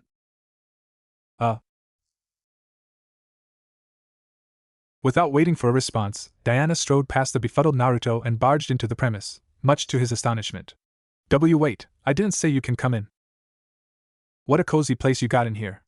I actually checked the address twice when I reached your doorstep. I must applaud you for turning a rundown house into a place for medical practice. Inadequate, but it will suffice, I guess. Diana said sarcastically, surveying every crook and cranny of the home office setup with indifference. You're quite a famous chap, actually. The whole town talks about you. They said you would go the extra mile just to make sure your patients are safe and healthy. Very admirable indeed. Naruto narrowed his eyes and placed a hand on his hip. You sound as if you aren't convinced. Diana spun around, her billowy hair danced in the air and her arms crossed under her ample bosom. No, I'm not. I don't even believe if you're a legitimate doctor, but for the sake of my job, I'll give you the benefit of the doubt. Scratching his temples, Naruto raised a brow. You do know I have a medical license, right? Having a medical license and being a proper physician are two separate things. The brunette narrowed her eyes. If such a simple notion doesn't get through to you, then you are not fit to be a doctor. The blonde let out a yawn and dismissed the Amazonian princess with nonchalance, strolling past her as he dug his ear. If you're not here to see a doctor, then please leave. I really don't like receiving lectures, especially early in the morning when I haven't even brushed my teeth yet. At that, Diana's beautiful face was contorted with disgust.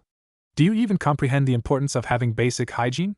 And you have the audacity to call yourself a doctor? Hey! Stop ignoring me! Are you listening to me?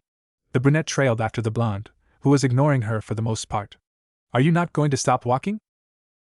Suddenly, Naruto did a 180 spin and turned to Diana, catching her by surprise. Thanks to Diana's years of being a veteran warrior, she had garnered enough self-control to stop herself from yelping indignantly like a schoolgirl, retaining a placid composure hastily in the process like nothing had happened. Naruto, however, was no fool. He could perceive consternation and shock from her micro-expressions. You know, Naruto grinned a Cheshire smile, studying her ocean blue eyes keenly. Despite holding up a dragon lady exterior, I see a beautiful soul who sincerely wants to help the defenseless. You do volunteer work at homeless shelters, no? The blonde boldly leaned forward, earning him a satisfactory cry from Diana. What are you? Now that I managed to have a good look at you, I notice you look quite different in the morning and in the afternoon. Diana's posture was rigid, but she stood her ground firmly. And why is that?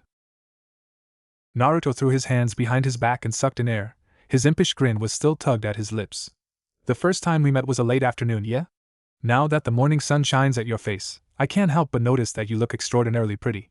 But in the afternoon, you're just awfully pretty. Why is that? I wonder. Diana's jaw was left unhinged, unsure of how she should respond to Naruto's shameless coquetry. Countless guys had attempted to court her due to her pulchritudinous qualities, but she had rejected them crudely. She was a physician, top in her field for her part, so it was safe for her to say that she understood what kind of perverse thoughts men were thinking. Men could propose their love to her one day, but on the very next day, they would change their mind, and the problem was that they were being brutally honest for both days. Her mother had warned her about the chauvinistic nature of men. They were flicker-minded creatures who only sought to sedate their lust, and it was something Diana could not fathom, but there was something abnormal about Naruto Uzumaki. She was cognizant of the fact that his light-hearted tease didn't imply his infatuation for her. By the gods, the mischief gleaming in his bright sapphire eyes and the warm smile he carried made her realize one thing. Naruto displayed a lackadaisical attitude towards life, but the benevolence in his eyes could only be acquired from overcoming tremendous hardship, and that was something she could respect. Shaking out of her thoughts, Diana delivered a swift slap across Naruto's face. Oh! What the hell is that for? The blonde looked at her incredulously, nursing his sore cheek while he was at it. That's for being a rotten bastard. Righteous fury was burning in Diana's eyes. She didn't know why ire was overwhelming her, but she regained enough of her senses to tidy her blouse and look dignified. Anyway. What's with all the fuss? Grail emerged from the kitchen, but dumbfounded when she locked eyes with an impassive Diana. Why you? Diana blinked. So, you live with this insufferable man? Much to Naruto's chagrin, Grail nodded sadly and her tone went dramatically down. Yeah, this man tortures me every day. The blonde gasped, almost let out a screech of dismay as he pointed a finger at the daughter of Darkseid. Does she look like a tortured soul to you? If anybody is being tortured in this house, it's me. I wake up every morning just to cook breakfast for her. I even wash her underwear sometimes. Me. Dr. Uzumaki of the Great Uzumaki Clinic is washing someone's friggin' underwear. Heh. What a loser. Shut the fuck. Diana quirked a grin. So, what are you to him? Me? Grail pointed a finger at herself. Well, I'm his. She's my little sister. Naruto rested his elbow atop Grail's head, who pouted infuriatedly. Kara took that moment to amble into the living room in her bunny slippers, surprising Diana. And she is? Oh.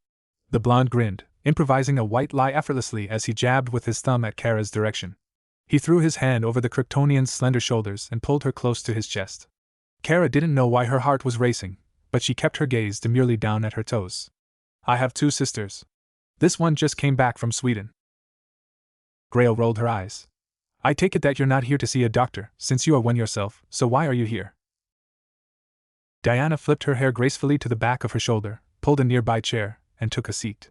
Her authoritative pose and the gravitas she emanated made her a force to be reckoned with, at least for Grail and Kara, but Naruto simply beamed at her, unaffected by her domineering aura. I am here to get Dr. Uzumaki to join Paragon Metropolis Hospital. Please bear in mind that this is the 3rd time in the entire history of our hospital that we actively seek out doctors to recruit, so be honored that I'm doing this. Grail cocked a brow. Oh? So who are the unfortunate souls who got recruited actively by your hospital? I can't disclose to you who the first were, but I happen to be the second unfortunate soul who got recruited by the hospital. The daughter of Darkseid looked away sheepishly. I thought I made myself perfectly clear to your boss, didn't I? Naruto interjected. I'm not joining your hospital. Diana shook her head, took out a file from her Fendi bag, and dropped it on the table. This is a scholarship application form done by our hospital. I'm sure you have heard of our Paragon Scholarship Program, right, Miss Grail? Why, yes. Grail nodded weakly. It's a prestigious scholarship that is awarded to only 10 students every year. Yes. Diana grinned. We are willing to award the scholarship to you, if your big brother is willing to join our ranks. Naruto nursed his forehead and sighed. That is plain dirty. Are you still adamant about refusing our offer? Diana supplied. No matter how stubborn you are, you can't possibly reject a chance for your sister to study in Harvard without caring for her tuition fees. Furthermore, this scholarship grants her the opportunity to land a job in our hospital. If she achieves distinction in her coursework, she will be able to enter into any residency program without competing with others. It sounded too good to be true, and according to Naruto's philosophy, there was no such thing as free lunch in this world. Folding his arms, Naruto smacked his lips, tilted his head, and narrowed his eyes. What's the catch? Why does your boss want me to work for your hospital so much? You have a decent resume, Diana answered. Is that it? The blonde was skeptical. I'm sure there are plenty of doctors out there who have decent resume too. Why me? You were a Harvard graduate, a former lieutenant colonel in the U.S. Medical Corps, a volunteer doctor in rural countries, and a current general practitioner in the outskirts of Metropolis. I have done my homework. You gave a hefty sum of subsidies for the poor and elderly who come and visit you. If that isn't considered an impressive resume, I don't know what is. Diana smiled. So, what do you think? I see no reason why you would incur any losses if you join us. Don't get fooled by the wench. Her boss is the one you should look out for. You still haven't told me what or who that man is. They call him the Spectre. He ain't Daniel Craig, but he is a primordial force of nature, created by God to be the apparition of his holy wrath. Sounds very biblical, I know, but it is the truth. The Spectre is given the power and right to go all Old Testament on all creations if he wants to. He has enough power to rival you. No, he could even be more powerful than you. Hard to say really. It's not really an apple-to-apple comparison. Naruto let out a frustrated grunt and sighed. But I can't just say no to her when she could offer Grail a better education. I can't be selfish like that. If a better education for Grail can possibly divert her rage to something else, I have to try it. You're really going to be the death of us, Naruto. This is a straight-up trap, schemed by the Spectre to keep you monitored 24/7. If you go along with it, he's gonna play Big Brother on you like a perv. You okay with that? The blonde smiled. If it's for Grail's future, I'll do it. Naruto. Naruto coughed into his hand. I'll only go along with your shenanigan under one condition. Kurama sighed aloud and shook his snout. #S out for Spectre. Oh? Diana raised a brow, a triumphant smile graced her lips. What is it? CIA's Deputy Director Amanda Waller sliced her medium-rare steak apart and brought the meat into her mouth. Wiping her lips with the napkin, she surveyed the posh restaurant that was furnished with ornate decor, but was devoid of patrons. The entourage of Secret Service agents guarding every possible entrance to the premise didn't count. Taking a glimpse of her Cartier watch, she clicked her tongue in annoyance. He's 10 minutes late. As usual. As if on cue, the oaken door swung open, allowing a platoon of soldiers from Delta Force to march in. Lieutenant General Samuel Lane strolled into the Holt restaurant with a Monte Cristo cigar in his mouth and a permanent scowl on his face. He took a beeline towards the CIA executive and sat on his seat, not bothering to exchange any pleasantry. "What is it you want, Waller? I hope you didn't drag me out here just to waste my time." "I can assure you I won't." Amanda narrowed her eyes but kept her cool. "The Secretary of Defense is restless, Lane. Project Beauty and the Beast is supposed to be completed last month. This is way past its due date. I'm afraid the Secretary of Defense can't keep our little project a secret for long. If the President demands, we might have to disclose all the confidential files regarding the project." The General crossed his arms. "My daughter was in a coma when she became the subject of the experiment. She needs time." "I know that, you know that, but do you think the Secretary of Defense cares?" Waller growled. "My subjects have already finished the last trial of their experiments. You are dragging us down, Lane." At that, the infuriated general slammed a hand on the table, alarming the Secret Service agents. "Don't you dare talk crap to me, Waller. The only reason I agreed to this partnership is because it is the only way to save my daughter. Do you think I'm hyped to know that turning my daughter Lucy into a monster is the only way for her to live?"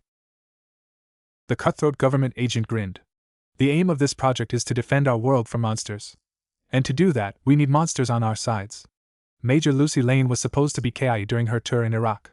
Not only will the outcome of this project grant your daughter a second chance to live, but it will make her a superwoman. We need powerhouse like that in our arsenal to combat against extraterrestrial threats. Threats that are not intimidated by an AH-46 Apache helicopter or AM-109 Paladin howitzer. Hell, I don't even know if the threats are even incapable of being intimidated." Samuel raised a brow. "Threats? You mean ex-Lieutenant Colonel Naruto Uzumaki?" "Oh, he is more than just a threat." Amanda poked her prime beef with her fork and glared at the general. There were many unnatural encounters during Lieutenant Colonel Uzumaki's stay as a medical officer in Afghanistan. His infamous battle against the Taliban was terrifying enough that the president has to personally interfere with the matter. One of the soldiers who were trapped alongside Lieutenant Colonel Uzumaki was my daughter. The general gritted his teeth as he completed Amanda's statement. "Is this the reason why my daughter is chosen to be one of the lab rat for your experiment?" The CIA deputy director wagged a disapproving finger at Samuel, further fueling his chagrin. "Not exactly. You see, everybody has a weakness. You could be the president of Russia or a monk from Tibet, regardless, everybody has a weakness.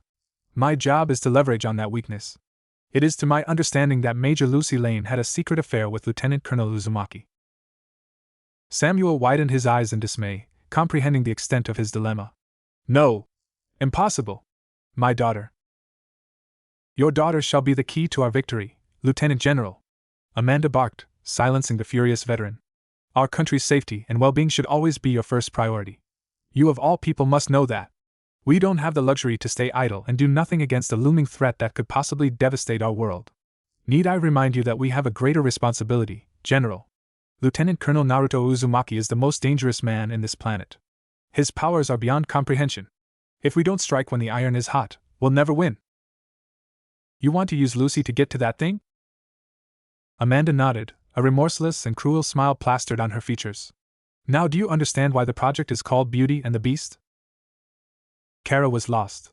She couldn't fathom how Grail was able to pick up incessant calls, tend to anxious patients' needs, escort patients to the doctor's room, aid the doctor with mundane chores, and prescribe medication without hitching her breath. Grail was all over the clinic, yet her movements were fluid and graceful, as if she was dancing the ballet.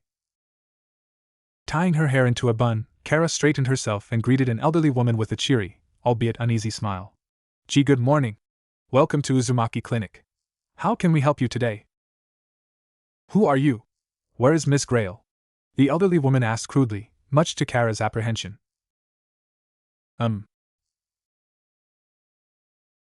Grail poked her head from the doctor's office and beamed at the elderly woman.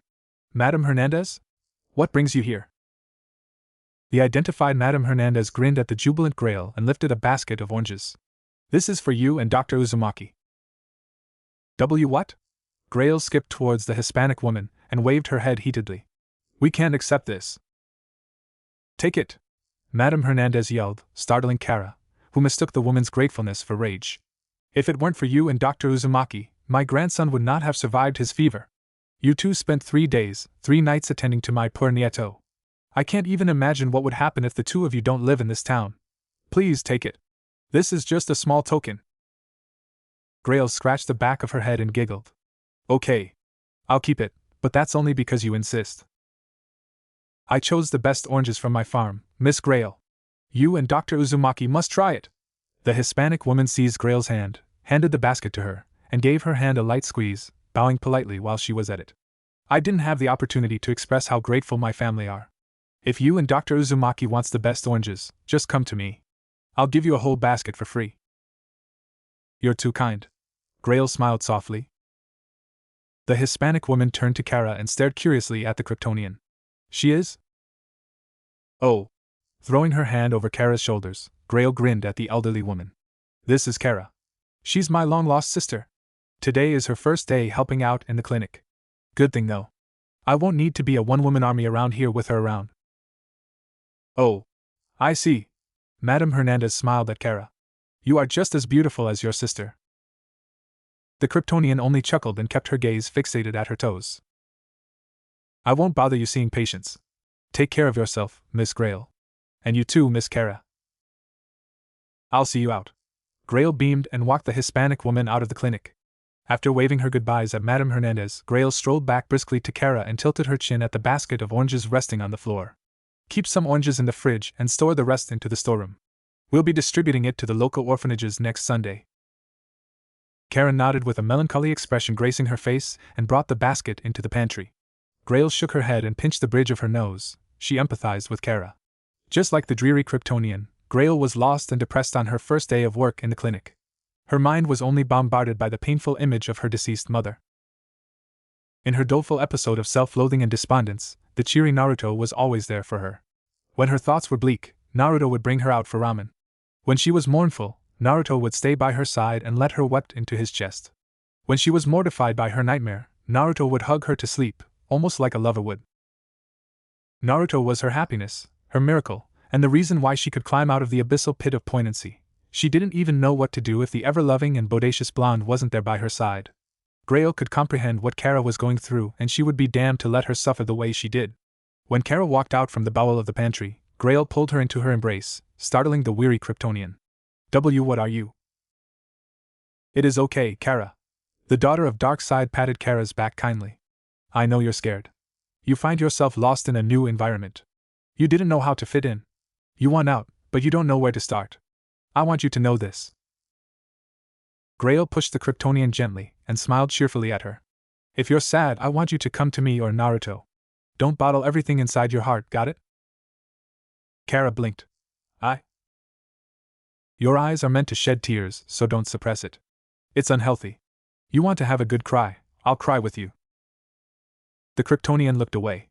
Do I look that sad to you? It doesn't matter if your sadness is conspicuous or not. You're my sister now, and we're living under one roof. You're family to me. And I hate it when my family is hurt or upset. Grail grinned and clicked her teeth. Besides, if you're not 1% focused in the game, you're bound to mess up in your work. We are the doctor's assistants. We can't afford to mess up. One silly mistake might cost someone's life. Kara cocked an eyebrow, noticing Grail's tone was awfully somber. Did something happen? The daughter of Darkseid shook her head. I did something that I could not forgive myself, not till this day. Heaving a heavy sigh, Grail elaborated. 3 years ago, I was just a stupid brat. I was lazy, rebellious, and very much like Rachel McAdams from Mean Girls, not that you have watched that movie. We should watch that movie together someday. Anyway, I found working in the clinic tedious. I started whining. I even had an argument with Naruto about it. So, when Naruto prescribed dextromethorphan for a mother of 2, I carelessly gave the mother benzonatate. Perplexed about the foreign drug terms, Kara scratched her temples. Dextromethorphan and benzonatate are both prescribed as cough medication. Grail clenched her quavering fist and took in a deep breath. I thought nothing of it and gave the mother benzonatate. I didn't know she has severe allergies to paraminobenzoic acid, which is one of the major compounds within benzentate. She went into cardiac arrest right after consuming the tablets. Kara brought her hand to her lips and gasped. Did she? Fortunately, no. Grail smiled sadly. Naruto saved her and managed to make her regurgitate the drug. Truth is, I almost killed a mother of 2 small children. Do you understand now, Kara? My stupidity and ignorance almost cost 2 innocent children their precious mother. Naruto slapped me out of my senses, quite literally, But it was a good wake-up call for me. I won't be able to forgive myself for the rest of my life if something were to happen to the mother. From that day onwards, I swore never to commit any more mistakes. Placing a comforting hand on Kara's shoulders, Grail winked. That's enough bedtime story for today. We still have some patients to tend to, but I'll cut you some slack for today. Go to the doctor's office and assist him. Naruto never dressed like how a doctor should, bringing sexy back with his black tank top and blue jeans. All he lacked was having Justin Timberlake singing 24/7 in the background. Removing the disc-shaped resonator from the elderly man's chest, Naruto hung his stethoscope around his neck and smiled warmly at the patient.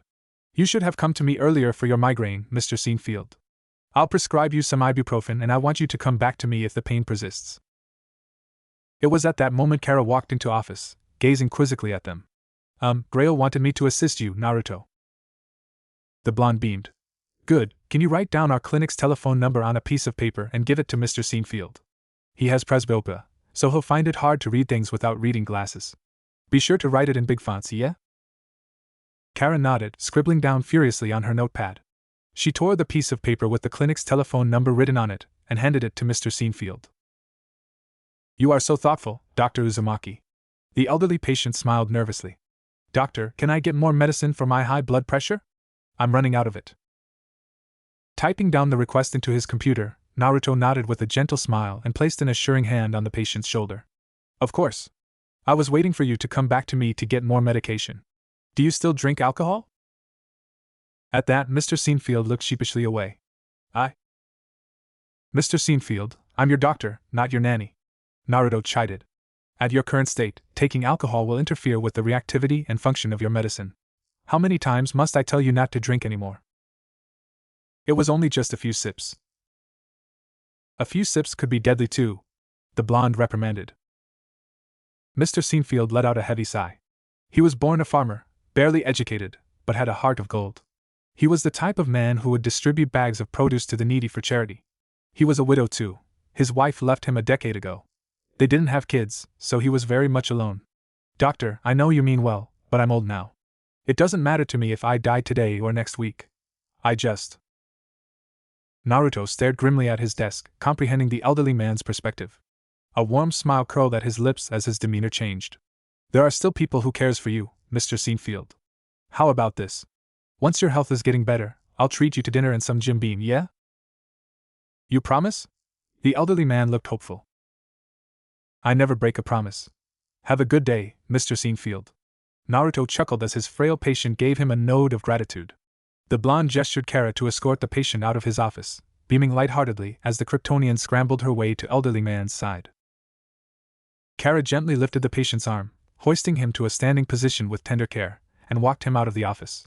When she returned into the office, the Kryptonian raised a brow and tilted her head. I don't understand.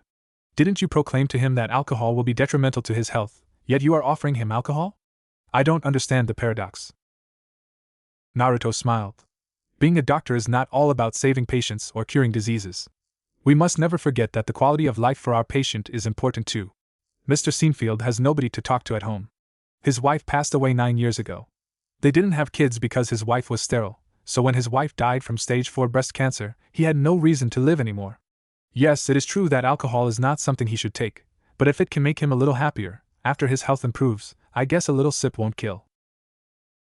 Hugging her notepad to her chest, Kara blinked, trying to avoid staring at Naruto's bulging biceps. So alcohol substance is a form of stress relief for Mr. Seinfeld? In a sense, yes. I can't totally blame him for it, but he is a good man, so I don't really want to see his health deteriorated because of it. It's complicated, I'll teach you next time. Naruto grinned. So, how is your first day at work? Are you coping well? Yes. The Kryptonian smiled weakly. Grail has been very kind to me. Heh. The blonde chuckled. I'm glad to know that Runt isn't bullying you. No. Kara shook her head fervently. Grail has been very nice to me. She even told me to open up to her if I'm unhappy. I really like her. Naruto flashed a thumbs up to Kara, who was actually puzzled by the hand sign. Noticing her confusion at his gesture, Naruto let out a jovial chuckle. This means good in Earth language. The blonde turned to his computer and typed the prescription into his database, only to realize that the Kryptonian was staring at him rather intensely. He shifted his attention to her and gave her a tired and appraising look, but his gaze swiftly went up to meet hers. You look like you have something to say. Fire away. Kara chewed her lower lip and fidgeted a bit. Why are you trying to make me fit in? Can't we expose ourselves to them? I'm sure we can do some good for them. Grail took that opportunity to interrupt, scoffing with stifled exasperation at Kara's naivety. Stephen Hawking once said that if aliens were to visit us, the outcome would most probably be similar to how Columbus landed in America. Look how it turned out for the natives American. Since you're not familiar with the history of this country, I'll break it down to you. Humans would be afraid of you, Kara, as would they be afraid of me and Naruto. We are far too powerful for their comprehension. They would perceive us as threats. But there is no but, Kara, Grail bellowed, surprising Naruto and petrifying Kara in the process. You mustn't tell them our secrets. The human mind is fragile, easily tempted by fear and delusion, easily warped by anger and confusion. My mother. Enough. Naruto stood up from his seat, sauntered to Grail, and wrapped his arms around the trembling girl. Kara, humans are not ready for us. But you saved people's lives, Kara reasoned. Surely they can see that side of you. The blonde chuckled. It doesn't matter how many lives I saved. It doesn't change the fact that we are different. Let's drop this matter and focus on what's important. I see that you don't really have your own wardrobe. Let's go shopping. After that, we can go grab ourselves some ice cream. I know this shop that sells awesome ice cream. It's something you should definitely try. Kara raised a brow. Ice cream? Grail pushed herself away from Naruto and smiled, albeit weakly, at the Kryptonian. Yeah, let's. It was then an unfamiliar voice intruded the conversation. Are you Dr. Naruto Uzumaki? The trio turned their attention to the office's doorway, only to encounter a beautiful woman whose stunning look could grace any magazine cover, but was in a Roman gladiator getup. Naruto narrowed his eyes with piqued curiosity, amused by the sight of what seemed to be the splitting image of grumpy and hot Diana, but this one seemed to have a fetish with kinky dress-up. Whoa! This one is sending out danger signals at us, Kurama commented. Do you think she is Diana's sister? Meh, I don't want to find out. She sauntered confidently towards Naruto. Her hawk-like eyes were filled with unwavering conviction and her head held high, as if regarding others beneath her attention. Unsheathing the sword stashed behind her back, she stood a good arm-length distance before the unfazed blonde, glaring with the ferocity of a tiger at her target. Do I need to repeat myself? Are you Dr. Naruto Uzumaki? Naruto shrugged. Who's asking? I will take that as a yes. The woman grinned. I am Donna Troy of Themyscira. Your end is now. Perceiving the bloodlust radiating from the Amazonian, Grail's eyes were blazing in fire, but Naruto had squashed the tension with a light-hearted chuckle. I'm sorry if my assistant forgot to book you for an appointment. Are you here to see a doctor? Donna blinked.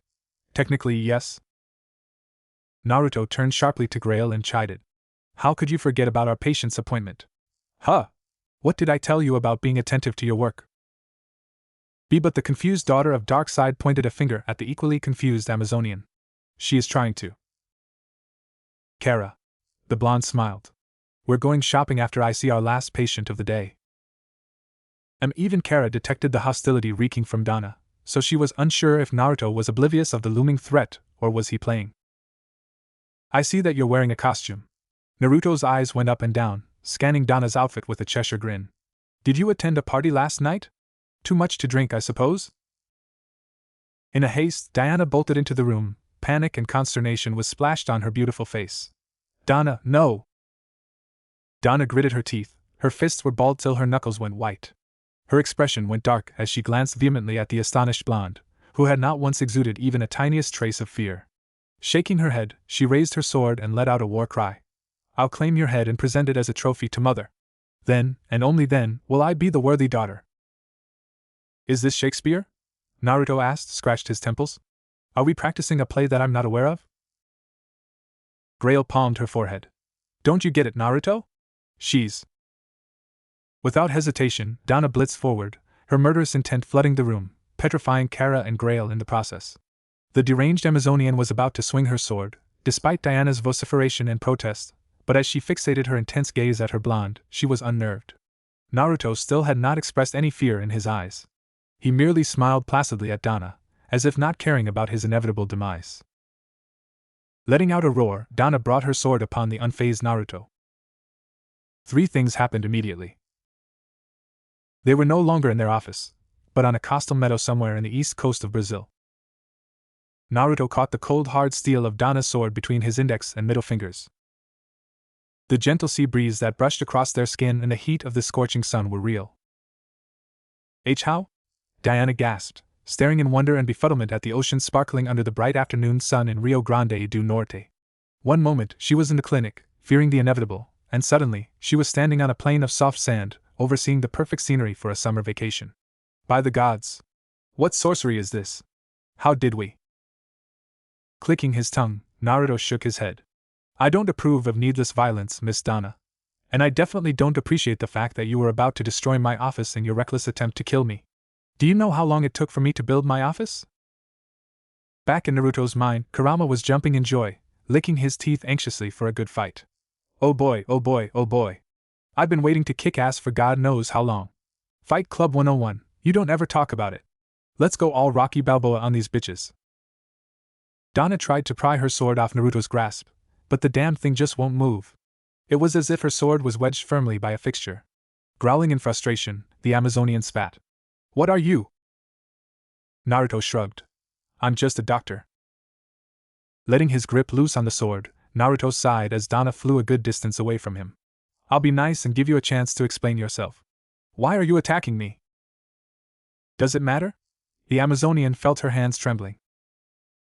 Assuming you are my to-be murderer, I should at least know why my death is warranted, no? The gods demand it. Diana was the one who answered. She stared grimly at the blonde, conflicted by turmoil. She, too, didn't agree with her mother's abrupt and ruthless command. The Queen of Themyscira has demanded explicitly the death of Naruto Uzumaki. There were no justification, no explanation, and no basis to the order. It was true that Diana was born to lead her people, bestowed upon the gods of Olympus with tremendous powers. However, combat wasn't everything to her. She despised the life of a warrior, despite the fact that she was good at killing. Really good actually, but that wasn't the life she wanted. She felt empty, even when her fellow sisters eulogized her unrivaled strength and worshipped the path she walked. But when she saved lives, she felt a thrill like never before. When she saw the smile of gratitude from the parents of a boy she saved, when the wife of a husband who met a horrible accident thanked her in sobs, when she resuscitated an infant girl from cardiac arrest, she felt alive. For once, she knew very clear the purpose of her life was. She wanted to help people like that, so when her mother wanted her to execute a man she knew nothing about, it didn't sit quite well with her. Naruto glanced up, disgust and frustration were contorted on his features. Ah, those pesky things with their superiority complex. I never really liked them in the first place. The blonde shook his head, his warm blue eyes that were filled with life were illuminating a dangerous blue, and he turned his attention to Dana. You are merely a pawn, but I will not pity you. Sympathy is not what you need. You deserve my respect, warrior. A column of white energy crashed upon Naruto, sending the earth in a trembling mess. If the magnitude 5.8 earthquake wasn't frightening enough, the thunderclouds in the air were a swirling vortex, as if hell was finally on earth. Diana and Dana were stupefied by the sheer power expelled from Naruto, who was harnessing tremendous energy from the heavens and the earth. Lightning bombarded the sea, evoking a series of deafening explosions that shook the meadow to its core. Fire and brimstone rose from the cracks of the moist soil, allowing gushes of geysers to burst from the depths of the planet. The tremors could be felt from a 10 miles radius. The cataclysmic disasters only grew in intensity as Naruto unsealed his powers. A ring of black spheres hovered behind his back as the apparition of a colossal beast manifested in the air. It was confounding, yet frightening to the Amazonians. How could someone who possessed transcendental powers, and possibly smite them effortlessly, smiled at them like an angel? How could they feel intimidated and comforted at the same time? It was nerve-wracking and downright confusing. Diana's jaw was unhinged as she stared at the phenomenon unfolding before her. What have you done, sister? Grail looked up at the dark sky in terror, grasping Kara's shoulders while she was at it. We need to go. Now. What? Naruto goes apeshit insane when he fights. If you don't want your ass to get cooked, you shut your mouth and come with me. The daughter of Darkseid wasted no time to carry Kara bridal style and sword and lightning speed away from the imminent battlefield. With a flick of his wrist, the thick air and overwhelming pressure that pervaded the area were dissipated. Naruto tilted his head, his charming and gentle smile was still tugging at his lips as he beckoned Dana to administer the first strike. Pardon my theatrics and the sudden bad weather. I don't think verbal persuasion is going to stop you from attacking me, so I won't bother to try. Come at me with all you got. In return, I will go all out on you. Diana pulled her impulsive sister aside and growled. Don't do it, Donna. I don't want to hear this from you, sister. You're just holding me back because you don't want me to succeed. You've always been trying to stunt my growth. No. How could you say that? Hurt flashed across Diana's eyes as she stood before her mad sister. Can't you see it? There's a reason why the gods want him dead. He's dangerous. We need to think this through. I will have his head. If you're not with me, then move aside. Donna shoved her sister violently away and lunged at a smiling Naruto. Jim Corrigan stood atop a cliff, overseeing the commotion with stifled glee. He couldn't even contain his excitement, and he would have laughed aloud if Ares didn't choose to show up at that very moment. He checked his Patek Philippe wristwatch, pleased that his accomplice was right on time. You have fulfilled the end of your bargain, God of War. I have longed for this. Ares, in his black armor, stood proud and tall. She is a bastard child of Zeus, unfit to ascend to godhood. I will not allow it. If you hadn't proposed this plan to me, I would have struck that wench down myself and make her my slave. Don't get carried away, Ares. Jim grinned, his eyes glowing a dangerous green. You may be war, but I am the specter. You feed on conflicts, injustice, and battles, but I erase them. If it weren't for my plans, I would have raised Olympus. Ares scoffed. I could care less about Olympus. Do what you want with it. I am merely here to prevent the prophecy from happening. Naruto Uzumaki is a cosmic threat, something in which Zeus has emphasized far too often. I have seen Naruto's battle capability. It excites me to know how powerful he is and what chaos he could bring about to this world. He is the perfect tool for me to get rid of that wench. Jim rolled his eyes. You never strike me as a coward, Ares, but I'm starting to have a change of opinion. You are afraid that one day Diana would take your place as goddess of war, huh? She will never take my place. The infuriated god of war seethed. I won't let it. After she's gone, I'll lay waste to the Amazon. Careful there, Ares. The specter chuckled, his sinister voice reverberated in the air. Diana is, after all, my employee. Unlike your good-for-nothing father who think he's Deuce Bigelow, I actually do see Diana as my own daughter. You, on the other hand, were on my naughty list for quite some time now, Ares. If you weren't any use to me, I might smite you just on basic principle. Do not tempt me. At that, Ares calmed down. He might be powerful, but he was not foolish enough to challenge the specter to a duel. The god of war knew that it would take more than a World War III to amass enough power to rival that of the specter's inconceivable might, and that was assuming if he could conjure that much power in the first place. However, the specter wasn't feared for his insurmountable strength, but his Machiavellianism. He said no more and watched as Donna charged at Naruto. Show me what you're capable of, Naruto Uzumaki. Wait. Naruto held up a hand, stopping Donna in her tracks. Hold up. What is it? Are you afraid now? A sinister grin curled up at Donna's pink lips. I just feel we're lacking some ambience. With a snap of his fingers, Elvis's Jailhouse Rock started playing from nowhere, startling the Amazonians. Naruto was grooving to the song. His cheeky smile only served to infuriate Donna. Let's rock, everybody, let's rock! Naruto sidestepped a roundhouse kick delivered dexterously by Donna, who followed up with a low spinning sweep. The blonde casually danced his way out of danger, skipping around the furious Amazon, who was swinging her blade haphazardly. Letting out a frustrated growl, Donna gracefully leaped to the air, twisted her body in midair, and launched a stunning butterfly kick that knocked the blonde a few feet away. Without hesitation, Donna regained her momentum, threw herself at the disorientated Naruto, and attempted to behead him with her hoisted blade. Rearing his fist, Naruto channeled his transcendental chakra into his appendage, empowering his attack in the process. Evading Donna's assault, Naruto thrust his fist with so much force that the speed of his punch broke the sound barrier, causing deafening shockwaves to erupt. Like Moses splitting the Red Sea, the ungodly impact generated from Naruto's punch had cleaved the ocean in half. Diana was frightened when she witnessed the rippling shockwaves had obliterated faraway mountains and left an abyssal trench in the coast. Donna swallowed her saliva in consternation. Her body trembled uncontrollably as she turned to Naruto's fist, which was inches away from her cheek. I missed that shot. I won't miss it again. Stand down, Donna. Never. This is madness, sister, Diana protested. You have seen what he can do. Letting out a deranged war cry, Donna swung her sword in an attempt to eviscerate the blonde, only for him to leap to the sky. Hovering in the air and gazing condescendingly down at the Amazonians, Naruto hoisted his hand. Oh, I can do much more. You two watched Skating with the Stars before? Never mind, I'll bring it live for you. Hayatan, Sankai Hyoketsu. Ice release, freeze the three world. Cool mist was expelled from Naruto's mouth before the entire east coast of Brazil, as well as the raging tsunami stirring from the ocean, became a vast realm of frozen tundra. Diana and Donna didn't even have the opportunity to register their predicament, or even utter out their horror when they were crystallized into ice sculptures, as if crafted by the White Witch of Narnia. Clicking his tongue in disapproval, Naruto shook his head and descended upon the pristine desert of white ice. Glancing at the sky, Naruto gave an annoyed growl and an astonished Kara a thumb up. As if on cue, Donna shattered her ice prison and bolted at the insouciant blonde with reinvigorated rage. Not paying attention to the aggravated Amazonian, Naruto shielded himself from being sliced apart by Donna's sword with his mere finger.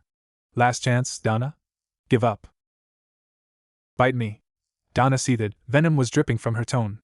I'm an Amazon, princess of Themyscira and the rightful queen of Paradise Island. A warrior do not run away from a fight. We Amazons are born to fight to the death. Once I'm victorious in our fight, I will be the worthy daughter, not Diana. Why does it matter? The blonde sighed. Your sister obviously loves you very much, but you're not reciprocating. Your ambition is blinding you, darling. You don't even know. The relentless Amazonian fluidly flipped in the air and fired a 540 crescent kick at the blonde in an attempt to disorient him, who casually deflected the blunt of the force with his raised forearm. Inhaling deeply without needing to need chakra, Naruto spat out a tsunami of hell's fire at a shocked Donna. Katan, Gokameshitsu. Fire release, majestic demolisher. Naruto was like a dragon, spewing out raging inferno that devoured and incinerated everything in its warpath. The intensity of the flame almost instantly melted acres of ice, burning the atmosphere in the process. Donna jumped to the sky and shielded her face from the heat. It was then she realized Naruto wasn't manipulating the elements, nature was simply submitting to his will. Landing to safety, Donna was not prepared to meet face-to-face with Naruto. She instinctively traded blows with the ferocious blonde, whose fists were blazing with white fire. The Amazonian unleashed her arrays of sword dance, but she was confounded and petrified when her opponent countered her assault with his bare hands. He was unpredictable and aggressive in his bombardment of punches, and when his body combusted into pillar of azure flame, he did a tornado kick at her, raising geysers of fire that pierced the sky and torching the heavens. Donna got blasted away by the devastating impact. Her limp body flew away like a ragdoll and crashed into a row of colossal timber trees. As she regained her bearings, the Amazonian climbed to her feet and glanced up, fury burning in her eyes as she glared daggers at the levitating blonde. Naruto, however, noticed an anomaly in Donna's eyes. Magic? Yeah, she's been mind-controlled by a higher power. Kurama scratched his ear. Genjutsu, I suppose? A high-caliber one too. It could easily rival our Kodo Amatsukami. That's probably why she can't comprehend reasons. Someone is programming her thoughts.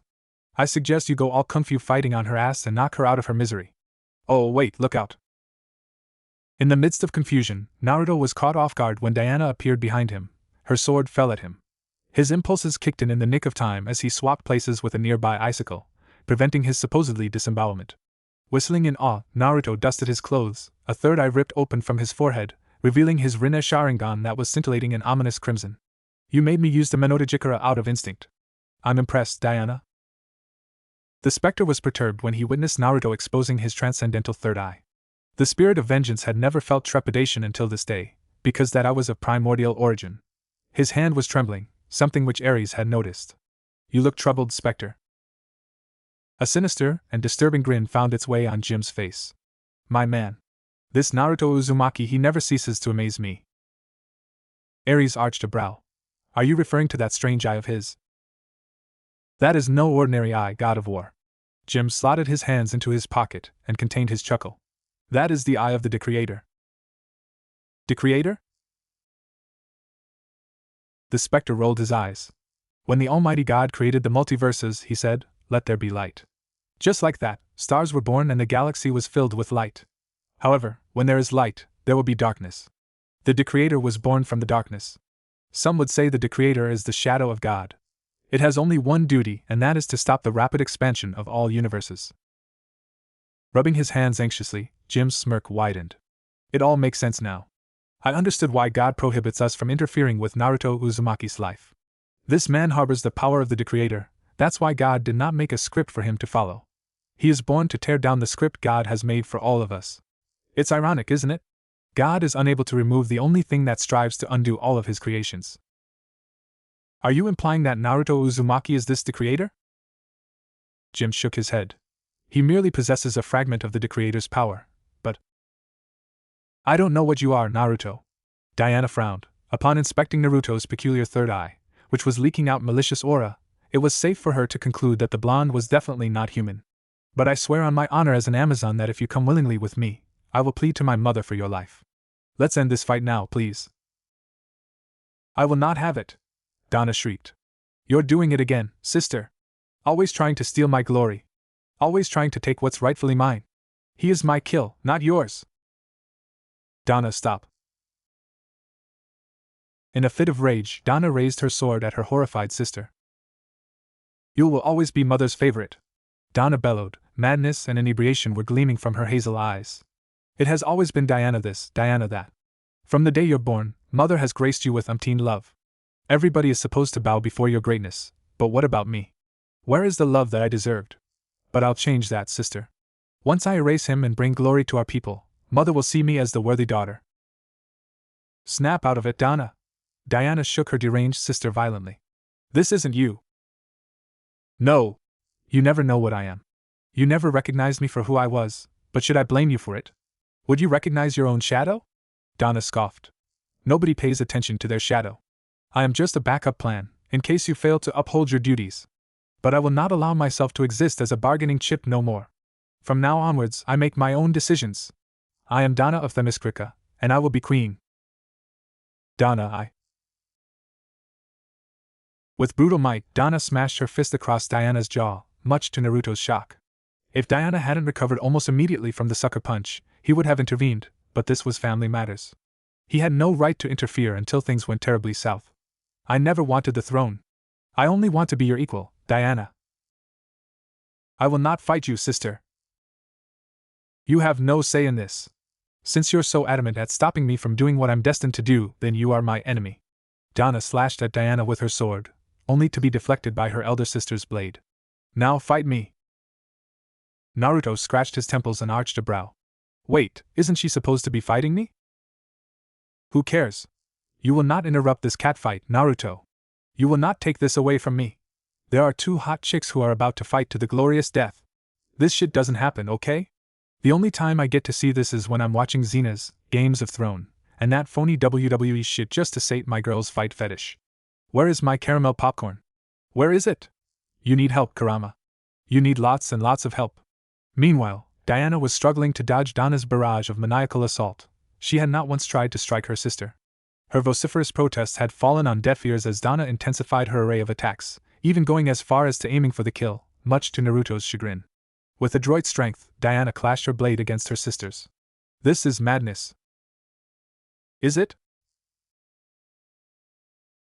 Diana's eyes widened in shock as searing pain bombarded her body. She glanced down at Donna's hand, which was plunged into her waist. She looked pleadingly back at her sister, who was grinning in sheer madness at her. Diana mustered a weak smile and nodded. Blood were gushing out from the corner of her lips, but she endured the pain behind her gritted teeth. It must be hard. I'm so sorry, my baby sister. I never knew that you're hurting so much. Confusion plastered on Donna's features as she glared at her elder sibling. The mindless rage in her eyes were slowly evaporating. Grief and pain flashed across Donna's eyes as she held on to her elder sister's body. Why don't you hate me, sister? Why? How could I possibly hate my own family? Diana smiled as she reached out to brush a few strands of black hair over Donna's ear. Tears were streaming down her blue eyes as she choked in her sob. I'm sorry for putting you into so much pain. It's my fault. I should have been there for you more, my little Donna. In an instant, Naruto appeared right between the Amazonians, his outstretched palm directed at Donna's face. Shinra Tensei. Almighty push. The befuddled Amazon didn't have a chance to react when she felt as if a truck had just crashed right at her face, launching her away like a rocket. Naruto's clone had already anticipated the trajectory of Donna's flight and intercepted it with swift precision, delivering a chop at the back of her neck to effectively knock her out before carrying her limp body away. The real Naruto was putting pressure to Diana's wound, her head resting on his lap. He glanced up and snapped his fingers, transporting them back to Uzumaki Clinic. Grail and Kara were still confounded and stunned by what had transpired and the sudden change of scenery. Till now, the daughter of Darkseid was unable to adjust herself to Naruto's capability to warp space and time so effortlessly. Grail, go get the first aid kit. Kara, go get the alcohol. Grail blinked dumbly. Yeah? This is no time for a. Go get the first aid kit, now! Naruto roared. Kara, get to the fridge. Stop standing there like statues. Move out, now! Yes. Grail nudged Kara's elbow and they dashed to their impromptu duties. Jim narrowed his eyes, unpleased with the outcome of the battle. Ares? The god of war was visibly mortified. I didn't know Donna's desire to be her sister's equal would be overshadowed by her hatred for her sister. I deeply apologize for it, but as it stands, you have seen what Naruto Uzumaki is capable of. Turning to Ares, the specter's glowing green eyes flared. Thank you for your service. Until next time. Jim snapped his fingers, banishing the god of war forcefully back to Olympus. After his rage had subsided, he turned back to the scene before him. A nefarious grin tugged at his mouth. You have no idea that both you and I are cut from the same cloth. We both have great taste for exquisite timepieces, we both love good whiskey, we both share the same liking for good music, and we both are doctors. And not to mention, having the power to destroy this world. I can't wait to have you as my pawn. Naruto ripped apart Diana's dress, exposing the raw bloodied flesh on the side of her abdomen. Thick scarlet rivers were running freely from her throbbing wound, but the blonde had managed to stop gushes of blood from spilling out. Diana seized Naruto's wrist, her teary eyes were begging at him. Don't hurt my sister, please. This isn't the time for you to think about that, Diana. I need to stop the bleeding or you'll get into hypovolemic shock. I know you're powerful, Naruto, Diana said weakly. Perhaps stronger than the gods. I know you can kill me as easily as squatting flies, but Donna, she is my family. Whatever she has done, it is not for you to judge her. She is my precious baby sister. The blonde smiled softly. I won't hurt her, Diana. I brought her back to my house. She has been influenced by some mind-manipulating magic, so I knock her out. My clone is removing it as we speak, actually. And magic? Yes. Naruto nodded. So don't worry about her. Right now, we need to patch you up. Grail and Kara had rushed to Naruto's side, passing the instruments to the doctor. Kara was struggling to keep her shaking hands from shaking. After witnessing what Naruto could do, she was still astounded. Naruto wordlessly popped open the bottle of alcohol and delicately poured it on the edges of Diana's wound. He was impressed that the Amazon princess had not once moaned or winced in agony. She merely stared bravely and unflinchingly at Naruto. Her hawk-like gaze studied the blonde as he calmly administered antibiotic ointment on her. You know, Naruto muttered, his eyes fixated at stitching up Diana's wound. My wife was a very strong woman. She had an incredible tolerance to pain. I really admired that part of her. She used to watch me as I worked my way around her injuries, just like how you're doing now. Was? Diana cocked her eyebrow, only to realize the implication behind Naruto's words. I am sorry. It's all in the past now. Naruto grinned. I can tell that your sister is struggling to stop herself from harming you. Diana blinked. What do you mean? Your injury. She could have easily pierced her hand through your spine, but she didn't. Her fingertips went in, but that's about it. All of your vital organs are safe. Naruto let out a sigh of relief. Whatever is controlling her, she is fighting her hardest to refrain herself from killing you. She doesn't hate you, Diana. I'm sure of it. So rest assured, I'll save both you and your sister. It was wrong for Diana to think this way, but Naruto's moment of kindness and fortitude made the Amazonian flustered. She thought she had just seen a Greek god bask in the radiance of the sun. Stop.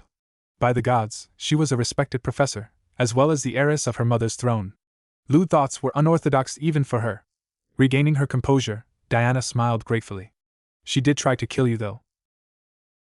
It doesn't matter. Naruto winked at the beautiful Amazonian. I'm a doctor, remember?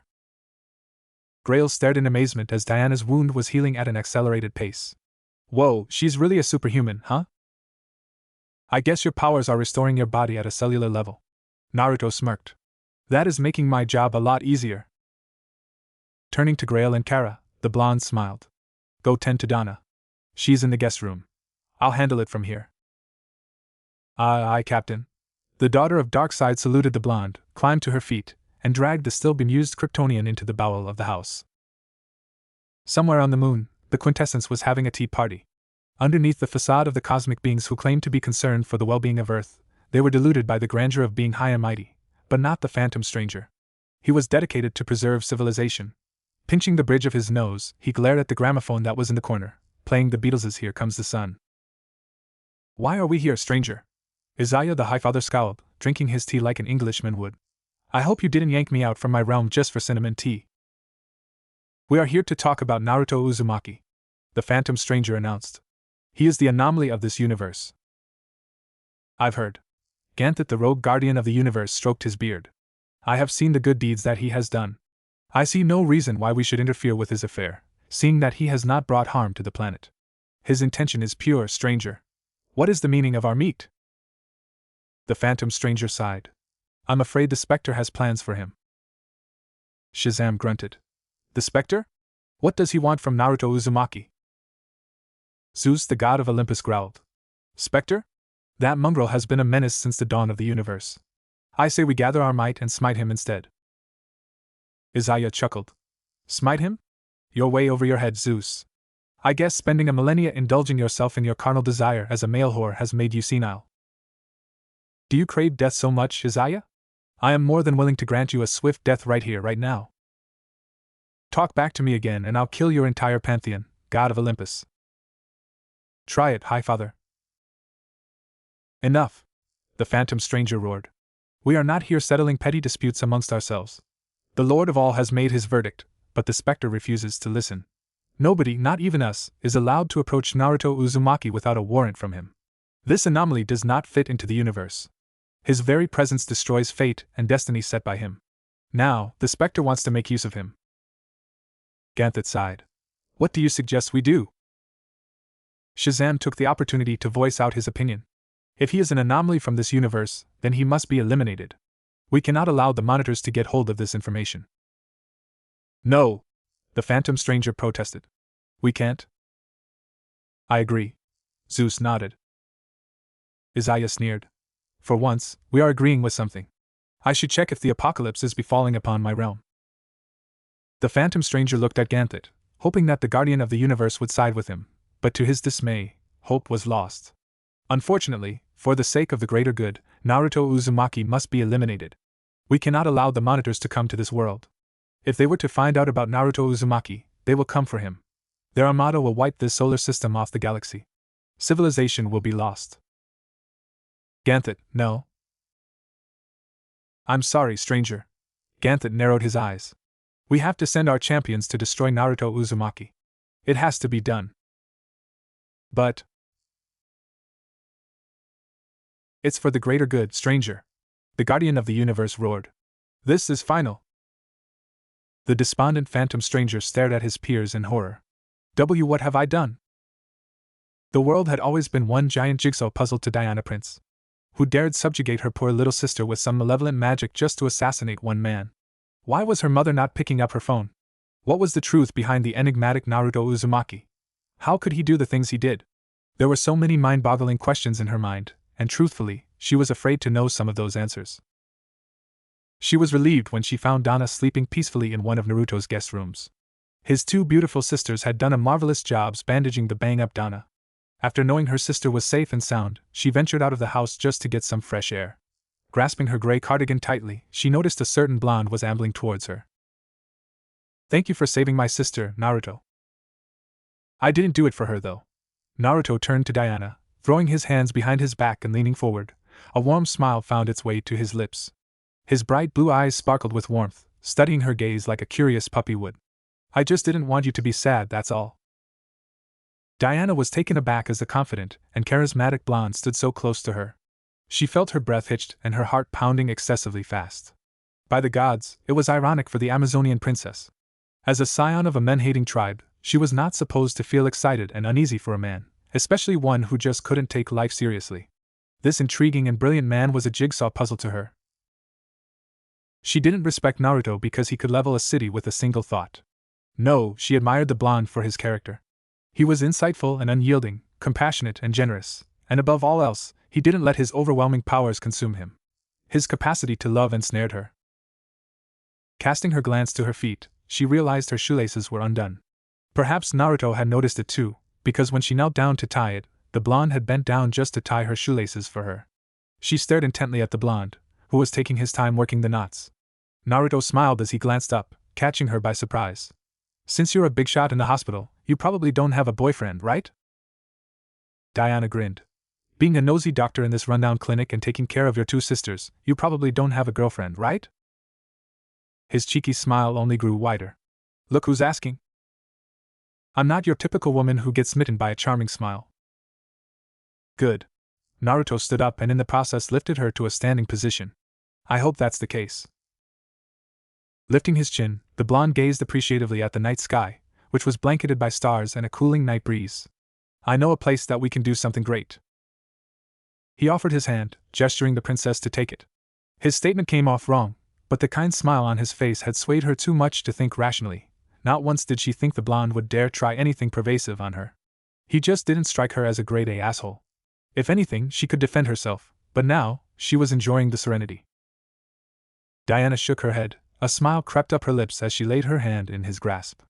Naruto levitated, scooping the princess off her feet as they soared to the dark sky. It was akin to a reenactment of Aladdin. Diana could hear faintly the melody of a whole new world in her mind as they flew across a cornfield, only to realize that Naruto was humming the tune with a cheeky grin on his handsome face. Is this your way of courting girls? Diana raised a brow. Is it working? Naruto chuckled. The Amazonian princess averted her gaze, hoping to hide her flushed cheeks from the shadow. Can I assume you aren't a human? Holding her billowing hair in place, Diana smiled softly. I'm an Amazonian. I was born in the soil of Themyscira, a land of women and a warrior nation. To be honest, despite how strong I am, I was afraid when I came to this world. This world of men. What's there to be afraid of? It has great music, interesting cultures, and delicious food. The blonde grinned. But I can relate with that too. I wasn't so sure of myself when I stumbled across this world. So you're not human too? Naruto smiled and gazed down to meet Diana's eyes. I am. I was from a universe where humans could do wonders. It's gone though. Destroyed. Diana grabbed a handful of cloth from his shirt and whispered tenderly. You don't have to tell me if it hurts you. I don't want to see you hurt. The blonde shook his head, a light-hearted guffaw escaped his lips. Nothing to be sad about. The warmongers of my world have torn my world asunder, yet I'm still alive. And I'm glad I am. I destroyed the gods and monsters of my world, but it left me a broken man. My friends were killed in battle. My teachers sacrificed their lives to protect me. My wife and unborn child, well, her last words still haunt me till this day. Naruto. When I came to this world, I wanted to die. I lost my reason to live. My very existence was a mockery to the deaths of my loved ones. Naruto's voice was somber, but he mustered the strength to smile cheerily at Diana. But I was glad to find Grail. I took care of Grail as if she was my daughter. Instead of losing myself to despair, I decided to become a doctor and save lives. Perhaps I wanted to be a doctor so that I could atone for my sins. My sins of losing the people I cared about. I didn't want to lose any more people, Diana. They finally reached their destination. Naruto slowly and carefully let Diana down from his grasp, allowing her to take in the pure cottages that were situated right beside a lake. She turned to the blonde and caressed his warm and chiseled cheek. You won't lose me. There was playfulness gleaming in Naruto's sapphire eyes. It was something Diana found captivating and mesmerizing. He wasn't fearful of her. He sure as hell didn't look lustful, but the confidence oozing from him seemed to shield him from his pain and trauma, and for some godforsaken reason, she wanted to take away all of his pain. So, where are we? 3 years ago, this town is ran over by crimes and poverty. The poverty still stays, but not much for the crimes. Naruto winked at Diana. When I found the kids, they were all so skinny and sick, it just broke my heart. I remembered Grail cried when she saw them. That silly girl went and helped build this shelter for the kids for 48 hours straight. We worked very hard to get them back in health after that. As if on cue, the doors of the cottages burst open and children came dashing to them. Diana was taken aback when the kids jumped at the blonde, tackled him to the ground, and hugged him with glee. The blonde chuckled and ruffled their hair. I miss you guys. I hope you guys didn't give Sister Clarice trouble. We didn't, one of the boys shrieked. Yesterday, Sister Clarice taught us math. It was so boring. Yeah. Max and I were sleeping the whole time. Naruto chided. What did I say about paying attention in class? Where's Grail? Another girl asked. Yeah? Where's Grail? Who's the lady? Oh. Oh. Is she your girlfriend? Oh. Big brother Naruto has a girlfriend. Big brother Naruto has a girlfriend. Naruto rolled his eyes and playfully smacked one of the mischievous boy's head, who retaliated by sticking his tongue out at the blonde.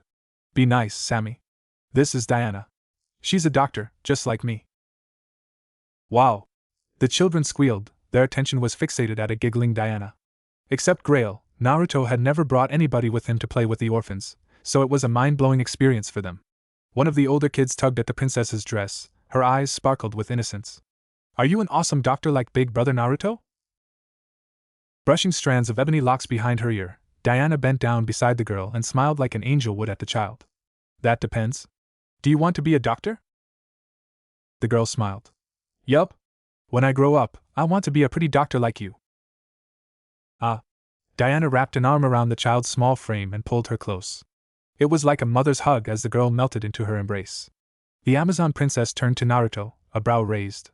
So you're their caretaker? Sort of.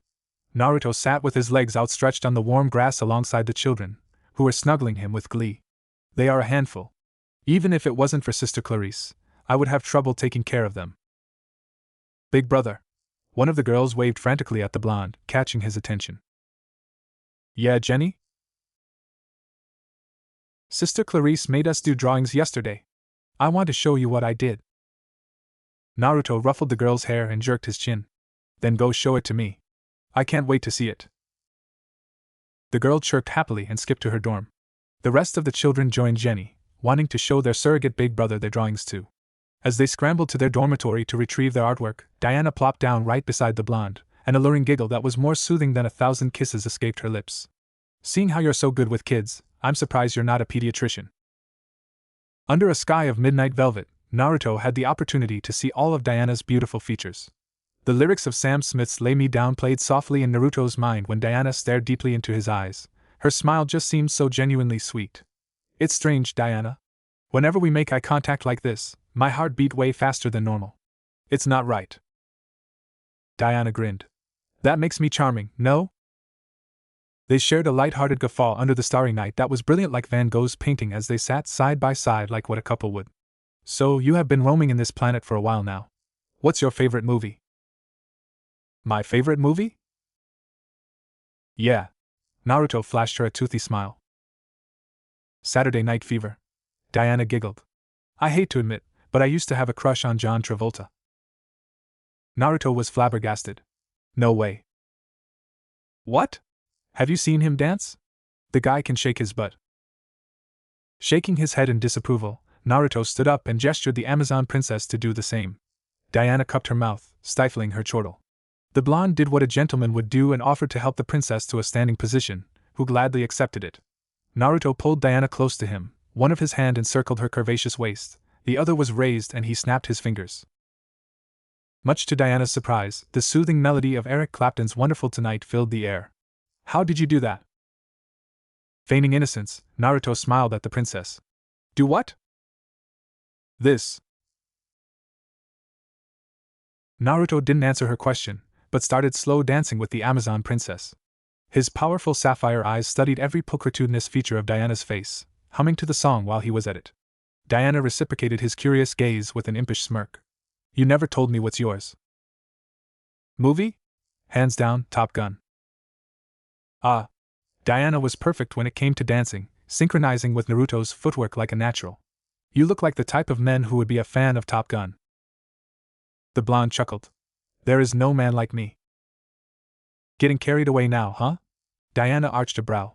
Can I assume you're a fan of 1980s songs? I'm a fan of Bruno Mars, if you're trying to imply I'm only into old school. Naruto gave Diana an appraisal look, a knowing grin found its way on his face. Can I assume your good dancing rhythm means someone is hitting clubs like there is no tomorrow? The Amazon princess shrugged. What can I say? I'm a surgeon and a warrior princess. Even a woman like me need to relieve stress from time to time, right? You picked the wrong woman as a dancing partner if you think slow dancing can impress me, because I'm a regular patron of Marquis. Dancing is my life. If you weren't still recovering from your injuries, I'll teleport both of us to this club called Nitsa in Barcelona or Zouk in Singapore. They are like my to-go-to clubs when things get depressive. Naruto smiled as a gentle breeze skimmed their skins. But tonight is wonderful, don't you think? Diana had lived long enough to grasp the concept of love.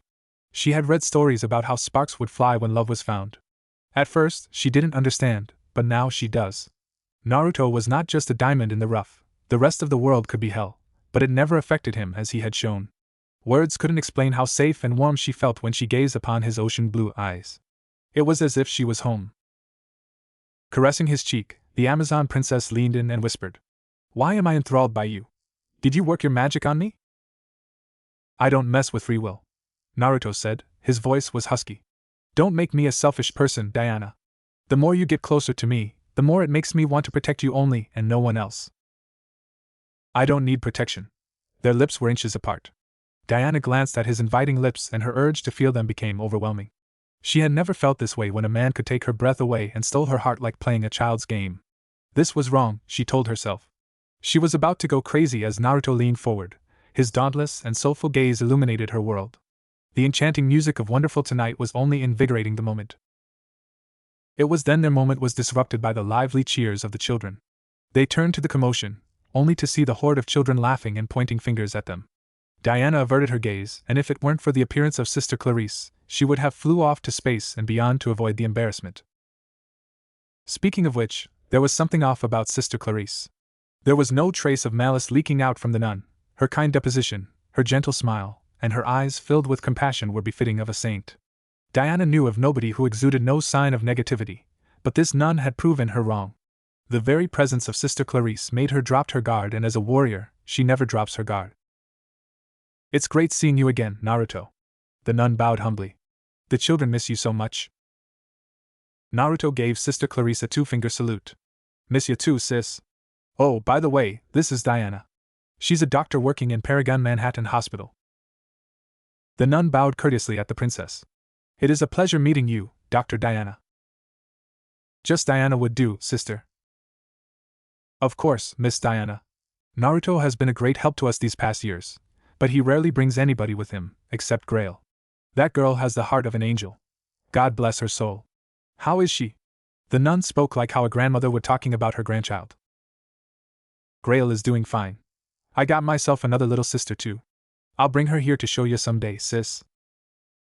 "And you brought Miss Diana with you and not your newly adopted sister?" Sister Clarice probed. A smile curled at her wrinkled face. The children let out a teasing "oh," much to Naruto's annoyance. "It's not like that, sis. I wanted to show Diana something great. She probably thought I'm gonna bring her to a casino." The nun sighed. "I made soup. Your favorite, actually." Naruto arched a brow. "Sweet potato, coconut, and cardamom soup?" "Yup. Go get it. Children, please make sure your big brother doesn't make a mess in the kitchen." The children stood up, gave the nun a firm salute, and ushered the blonde away. Chuckling lightheartedly, Naruto was pulled to the house by the jovial children, leaving Sister Clarice and Diana to their device.